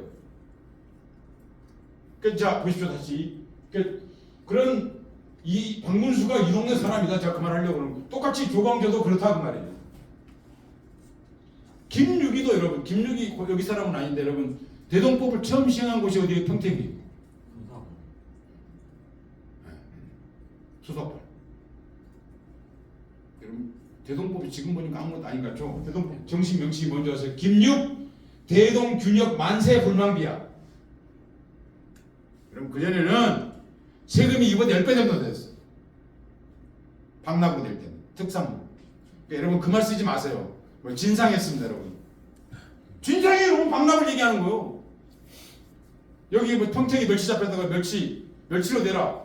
그럼 멸치 잡아서 멸치 내는 줄 아세요? 착각하지 마세요. 이방들 여기 아전들이 자기들이 내는 건 따로 있어. 그 사람이 갖고 안 받아. 돈으로 받아. 그 세금이 10배 정도 높았던 거예요. 평택부터 한 거예요. 이거를 쌀로 내는 걸. 어마어마한 사건이에요, 여러분. 이 나라에 세금 걷기 시작한 5,000년 이래로 이 세계 혁명을 바꾼 현장이 평택이라고. 이그 대동법 역사책에 배우니까 그냥 그런갑다 그런 그게 아니에요, 여러분. 어떻게 쓰면 이름이 대동법이겠어. 이 대단한 사건이에요, 사실. 그러니까 그런 엄청난 역사를 갖고 있다. 이 동네가. 근데 평택 사람들이 어른들이 하는 말을 보면 평택은 8불의 고향이다. 8가지가 없다. 그런 말 써요 안 써요? 그게 자해공갈단이에요. 정말로 자해공갈단이에요. 그게 미군 기지가 너무 오래 있고 그러다 보니까 사람들이 좌절감이 누적돼서 그런 고향이 아니에요 평택은. 그죠? 안재홍 선생 여기 이 경력을 보세요. 한 줄로 쓰면 이 엄청난 평택 분이시죠. 개루지 사람이죠. 개루지. 옛날에 그 옆에 예비군 훈련장인데 군부대가 있고 그랬죠. 네, 여러분들 이걸 모른다고 제가 쓴 게 아니에요, 여러분. 평택역 안재홍 선생이죠. 그럼 평택역 옆에다 이렇게 안재홍 역 한번 붙여주는 게 그렇게 어려울까요? 10만 원이면 할 수 있을 것 같은데. 이게 10만 원 들 것 같아도 철도청에다 요청하면 돼. 야, 우리 평택 지나는 기차역에는 우리가 3년간 안재홍역이라고 붙이겠다. 시 공무원이 조금만 있으면 그냥 가능한 거야, 사실. 서정역에는 서정 일대를 대표하는 뭐 독립운동가나 뭐 누가 있을 거 아니에요, 그죠? 거기 한번 이렇게 붙일 수, 영원히 붙이는 거 아니고 그걸 순환 명칭이라고 그러거든요. 주민들 투표해도 돼요. 시청 홈페이지에 투표해가지고 누구를 했으면 좋겠어요. 여러분 그 행위가 중요한 게 그래야 나도 참여해서 저 한 번 하는 걸 결정했다. 이게 진짜 중요한 거예요, 여러분. 그게 지금 제가 말하는 것 중에 돈 드는 거 있어요? 아직까지 돈 드는 얘기를 안 했죠. 돈 안 들이고 여러분 할 수 있는 집 없는 박물관 엄청나게 많이 할 수 있다고 제가 말씀드리는 거예요. 애경은 붙어 있는데 왜 그거 하나 못 해요, 우리가? 맞아 안 맞아요? 애경이 팔아먹은 거잖아요. 맞아 안 맞아요? 서정역에다 붙여야 돼요. 그래야 됩니까? 아무튼 그러니까 어디에 붙이는 게 여러분 결정하실 일인데 뭐 방법까지 제가 얘기하지 않겠습니다. 이 사거리 국수집이라는 제가 시를 쓴 적이 있어요. 진위 자료를 보다 보니까 이해영 때문에 봤어. 이해영 이 땅을 팔아서 갔기 때문에 다 팔진 않고 지금도 땅이 남아 있거든요. 진위영 자료를 옛날 자료를 보다 보니까 해방되고 나서 그 근처에 그 사거리 국수집이 있었다고. 그랬을 것 같아요, 그죠? 지금 봐도 이렇게 지금은 지금 분식점이겠죠. 아마 일본식 집이 아니었을까 싶은데 그래서 제가 글 써본 글이에요. 뭐 시간이 없어서 그냥 넘어가겠습니다. 평택, 군산, 부산 뭐 이런데 수많은 여성들이 피해를 입고 사셨죠, 그죠? 양공주라고 우리가 불렀죠. 버려야 됩니까? 없었나요 그런 일? 더러운 기억인가요? 저는 만약에 그렇다고 한다면 우리는 일본군 위안부 피해자에 대해 사과할 자격이 없다고 생각합니다. 똑같은 거니까요. 뭐가 다르죠? 그러면서 우리는 위안부 기린비를 세우고 일본에게 사과를 요구합니다. 우리 안에 일어난 것은 쪽팔리고 뭐가 다르죠? 역사적으로 볼까요? 이게 얼마나 대단한 역사적 사건인지. 제가 이 평택분이세요. 고향은 아니면 여기서 양봉주 하셨던 분이에요. 김현자 선생님. 아메리카 왕은 오키오 아글스 이런 책을 내신 분이에요. 이분이 처음으로 나는 그런 일을 했다고 책을 쓰신 분이에요. 일본군 위안부 피해를 처음으로 증언하신 분 김학순 할머니세요. 김학순 할머니는 존중받는데 김현자 선생님은 존중받는 걸 제가 못 봤어요. 제가 이분하고 만나서 그 얘기를 많이 들었고요. 그리고 이 책을 쓰셨죠. 그래서 제가 이분을 만난 증언을 가지고 전시를 한 적이 있었어요. 숙자전이에요. 보통 이름 숙자. 이분이 가장 많은 이름 숙자를 썼대요. 그 당시에요. 그분이. 제가 쓴 글인데요. 그때 전시할 때 이제 썼던 글인데요. 양봉주 전시했어요. 체험을 한 거예요. 이제 여러분 잘 아시는 쌈리, 수포교, 안정리에 그런 일 하셨던 분들에 대해서 기록할 수 있는 거의 마지막 단계. 그분들 돌아가시거든요. 또 오래 살지 못하세요.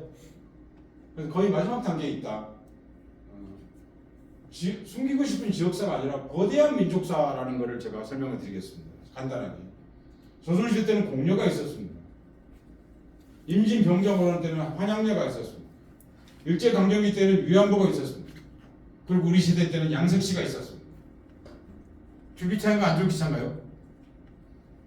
줄기차요 안 줄기차요? 여러분 공려가 고려왕조 실록에 나와 있는 것만 2,000명쯤 됩니다. 공려로 간 사람이. 실록에 나와 있는 것만요. 한양령, 임진이라는 데 끌려간 사람이 10만 명이 일본으로 끌려간 사람. 대부분 돌아오지 못했습니다. 병자호란 때 산성일기에 몇 명으로 되어 있냐면 66만 명 끌려갔다고 되어 있습니다. 66만! 그때 인구 1200만이었어요. 그때 관료였던 최명길이가 쓴 최명길의 일기에는 50만 명으로 되어 있어요. 50만에서 60만 사이에 끌려갔다는 얘기잖아요. 상상이 되세요? 상상이 되시냐고요, 여러분? 대부분이 여러분 여성이었어요. 일본군 위안부로 끌려간 여성이 몇 명일 것 같으세요? 혹시 아세요?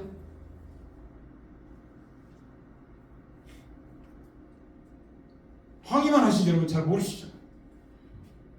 대략 20만 원이 할입니다. 지금 학교 학생이 1000명이 안 돼요. 대개 고등학교가. 1000명으로 치고 몇 개예요, 그럼? 200개의 학교예요. 200개는 이 학교로 그대로 들어서 강제로 성노예를 삼았다 그 말이에요. 그냥 이해 가시죠? 얼마나 많은 사람인지.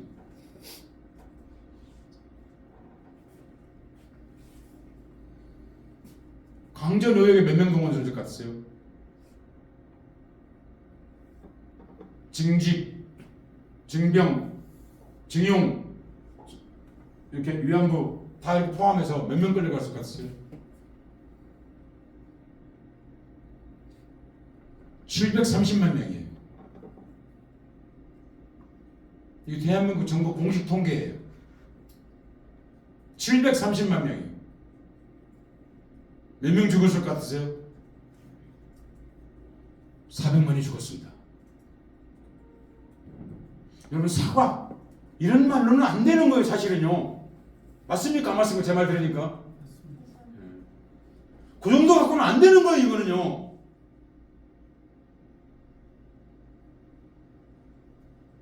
근데 사과는커녕이죠.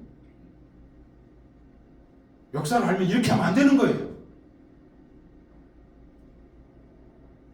정말로 못된 사람들이 있어요. 우리나라에. 여러분 양봉지의 공식 명칭은 미군 위안부입니다. 우리나라 행정문서, 정부문서에 그렇게 돼 있어요. 대통령이 거기 서명해놨어요. 박정희죠, 그 당시 대통령은. 정식 명칭이 미군 위안부예요. 이걸 그렇게 써야 되는지 모르겠어요. 워낙 위안부에 대한 부정적인 말이 있기 때문에. 그러나 하여튼 정부 공식 통계는 32,490명으로 되어 있습니다. 62년에만 2만 명 이상이 있었습니다. 그러니까 이보다 훨씬 더 많았을 걸로 보입니다. 제가 얘기하는 건 뭐냐면 전쟁 이웃과 함께 탄생한 여성에 대한 성적 착취, 성착취, 성적인 게 아니라 성착취죠. 가 유구한 역사를 거쳐서 해왔는데 역사적으로 단 한 번도 우리가 반성한 적이 없다는 겁니다. 지금 끊어야 될 거예요. 다시 전쟁 때 여성을 성노리를 삼지 않으려면 여기서 끊어야 돼요. 그것이 일본군 위안부 문제에 대해서 얘기하는 것도 마찬가지고 한국 내에 있는 기지촌 문제를 얘기하는 것도 똑같은 맥락에서 얘기돼야 돼요. 그렇게 해야 이 역사가 끊어져요. 전쟁 나면 또 여성을 노리게 삼을 거예요. 이건 정말로 중요한 민족사회 문제예요. 남산에 제가 위안부 피해자 기림비를 세웠습니다. 한국에 세운 것 중에서 한국인이 돈 하나도 안 낸 유일한 기림비일 겁니다. 미국에 살고 있는 일본인, 중국인, 한국인, 필리핀인 이런 사람들이 돈을 모금을 했습니다. 제가 가서 강연을 여러 번 했고 그 사람들이 돈을 이렇게 모금해서 돈을 해가지고 기림비 세웠습니다. 이렇게 생겼습니다. 김학순 할머니입니다. 필리핀, 중국, 한국 이렇게 여성이 소녀가 있는데 뭐 좋지 않습니다. 바닥에 자갈갈구로 되어 있습니다. 고통받았는데 좋은 바닥 기초에 서 있다는 것 자체가 말이 안 된다고 생각했기 때문입니다. 그리고 보면 이쪽이 열려 있습니다. 이제 울타라이건 여러분 다 아시는 할머니께서 손잡고 계시죠. 제가 최초로 손잡는 분 이분을 선택해서 손을 잡으셨습니다. 겨울이 되면 이렇게 사람들이 이렇게 해줍니다. 여기가 비어있죠. 4사람이 서 있어야 되는데 이 기름비는 보는 기름비가 아닙니다. 손을 잡아주는 기름비. 여러분 이거를 우리가 한자말로 연대라고 합니다. 저 소녀들은 손을 잡아주는 게 목적이에요.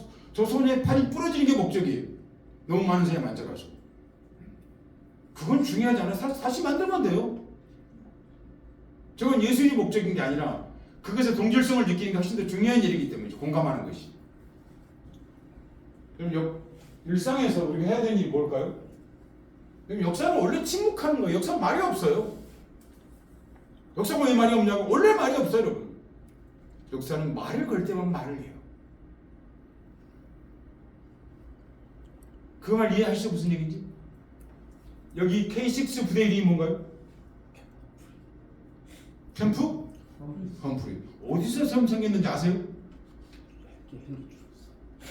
미국에서 온 거거든요.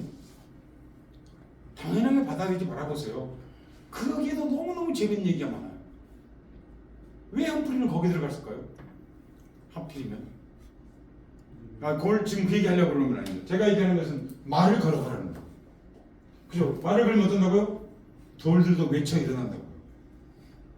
말을 걸지 않으면 여러분 그 돌이 거기 삭아서 없어져 버려요. 우리가 원래서 이런 얘기 해본 것은요. 저 소녀들의 손을 잡아주는 것처럼 역사와 손을 잡기 위해서입니다. 저는 집도 많이 지었지만 그 집을 소개하려고 하지 않고 오늘 다 지붕 없는 어떻게 지붕 없는 것에서 기억을 어떻게 만들어가는 예를 몇 가지 제가 들어봤습니다. 그 뭐냐면 앞에 있는 많은 강사분들은 뭐 박물관 어떻게 하는 얘기를 많이 하셨기 때문에 전혀 다른 얘기를 해본 것인데요. 일상 속에서 우리 역사와 어떻게 손을 잡을 것인가 하는 그런 얘기를 얘기해보고 했습니다. 뮤지엄은 반드시 필요합니다. 그런데 내 옆에 있는 역사도 정말 중요합니다. 그죠? 그리고 손잡을 수 있는 역사. 그것이 바로 제가 오늘 얘기하고자 했던 현지의 고고학입니다. 고고학이라는 것은 오래됐다는 뜻이 아니라 아주 자세히 본다는 뜻이에요. 자세히 보고 그리고 우리 일상 속에서 그거를 평범한 공간에서 새로운 시간들과 새로운 기억들과 새로운 인물들과 만날 수 있는 그런 박물관, 그런 평택시가 일상의 한국에 이렇게 변하는 평택시가 되었으면 하는 그런 바람을 가지고 말씀드려보았습니다. 고맙습니다.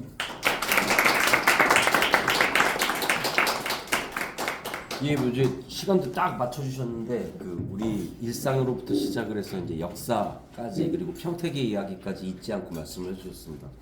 뭐 질문 혹시 있으시거나 뭐 하시고 싶으신 말씀들. 여기 제일 열심히 되는 학생한테 네, 뭐 저는 잘 몰라가지고 그냥 들어온 거라 아직 이 박물관에 대한 지식도 전혀 없고 잘 모르겠어요. 아직 질문 내용이 없어요. 뭐 하시고 싶은 막 느낌이랄지. 일단 제일 인상적이었던 게 그 평택역 지하철이나 아니면 버스 같은데 정류장 이름 가끔 서울에서 이제 모든 역은 아니지만 가끔씩 그런 거 나오면 신기했는데 약간 선생님이 역할을 하셨다는 것도 알게 됐고 저희도 약간 그렇게 하면 좋겠다는 생각이 들었습니다. 그 부분이 제일 인상적이었어요. 저 맨 끝에 있는 선생님. 노란 여성분 남성분. 네, 여기 끝에 있는. 예, 뭐 너무 또 평택에 대해서 너무 잘하시는 분 같아요. 얼굴로 써 있어. 나는 평택을 너무 잘 알아 이렇게 써. 평택학연구소 소장님이시죠. 아 그러시구나. 얼굴에 써 있어. 나는 평택을 너무 잘 알아 이렇게. 선생님 한 말씀 하시죠. 다니면서 이석영 선생님 홍보 좀 많이 해주시고 다니세요. 저희가 이석영 인물 콘텐츠를 평택의 자랑스러운 인물로다가 많이 알려야 되는데 좀 외부에 좀 많이 좀 알려주세요. 네, 진이 그 전시장 네. 갔더니 조금 이제 설명이 있더라고요. 그런데 조금 더 잘 됐으면 좋겠다는 생각이 들었죠, 사실은. 거기가 진이전시장 기획하셨습니다. 아 그렇군. 좀 공간이 작더라고 사실은 그게. 그러니까 군에서 좀 더 돈을 지원해가지고. 네. 7천만 원 가지고 한 거예요. 아이고 7천만 원까지 그렇게 하셨. 너무 훌륭하게 하셨네. 건축까지. 7억짜리 효과를 보고 계시네요, 그러면. 근데 그게 이제 아곡분이시잖아요. 예, 아곡이 까치울이 아니고 아치울 뭐 이렇게 작은 마을 뭐 이런 뜻인데 그 아곡 그 동네 일대에 여러분이 가시면 평택 전체에서 그 느티나무하고 그 회화나무가 제일 많은 곳이 진이입니다. 그 말은 무슨 얘기냐면 고을이 오래됐다는 뜻입니다. 그러니까 그런 생각이 들더라고요. 돈 하나도 안 들이고 할 수 있는 것 중에 진이에 있는 그 느티나무하고 회화나무만 투어하는 거. 나무 보다 보면 저절로 그 동네 역사하고 만나게 돼 있거든요. 왜냐하면 어디 가면 한 500년 된 거, 어디 가면 한 300년 된 거 이렇게 있는데 그것만 가지고도 충분히 그 나무 좋아하는 사람들만 가지고도 재밌는 얘기를 해볼 수 있지 않을까. 그게 또 이제 이석영 선생님 같이 맞물려 있기도 하고 그러니까 그렇게 해보지 않을까. 그런데 그 지난번에 갔을 적에는 좀 속상한 걸 봤는데 아곡마을 그 뒤편으로 이석영 선생님이 다 못 팔고 간 땅을 개발하고 있는 분이 계시더라고요. 그래가지고 제가 그분을 만나거나 뭐 항의하거나 그러지는 않았지만 그런 자격도 없지만 좀 더 자기 후손 선배 조상이신 분을 좀 더 잘 기를 수 있도록 하는데 좀 했으면 어떨까 하는 그런 아쉬움도 좀 들고 그러더라고요. 네, 고맙습니다. 네, 감사합니다. 예, 다음 달에는 아까 지금 질문하신 평택학 소장님, 평택 최대 소장가이신 박성복 소장가님의 그 어느 소장가의 재미있는 수집 이야기를 듣도록 하겠습니다. 8월 18일입니다. 다음 달에 또 뵙겠습니다. 감사합니다.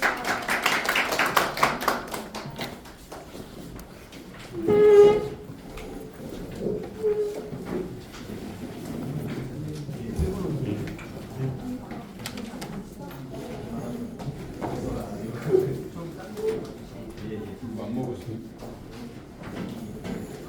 혹시 QR코드 찍으신 분들 중에 그 코드에 그 인증, 구글 폼 인증 등에서 됐는지 확인한 분 있나요? 선생님 인사. 네, 선생님 안녕하세요. 학예사. 안녕하세요. 네, 우리 네 분이니까. 안녕하세요. 여기 다 그럴 거야. 여기 문약은 주사문 열려 있을 텐데.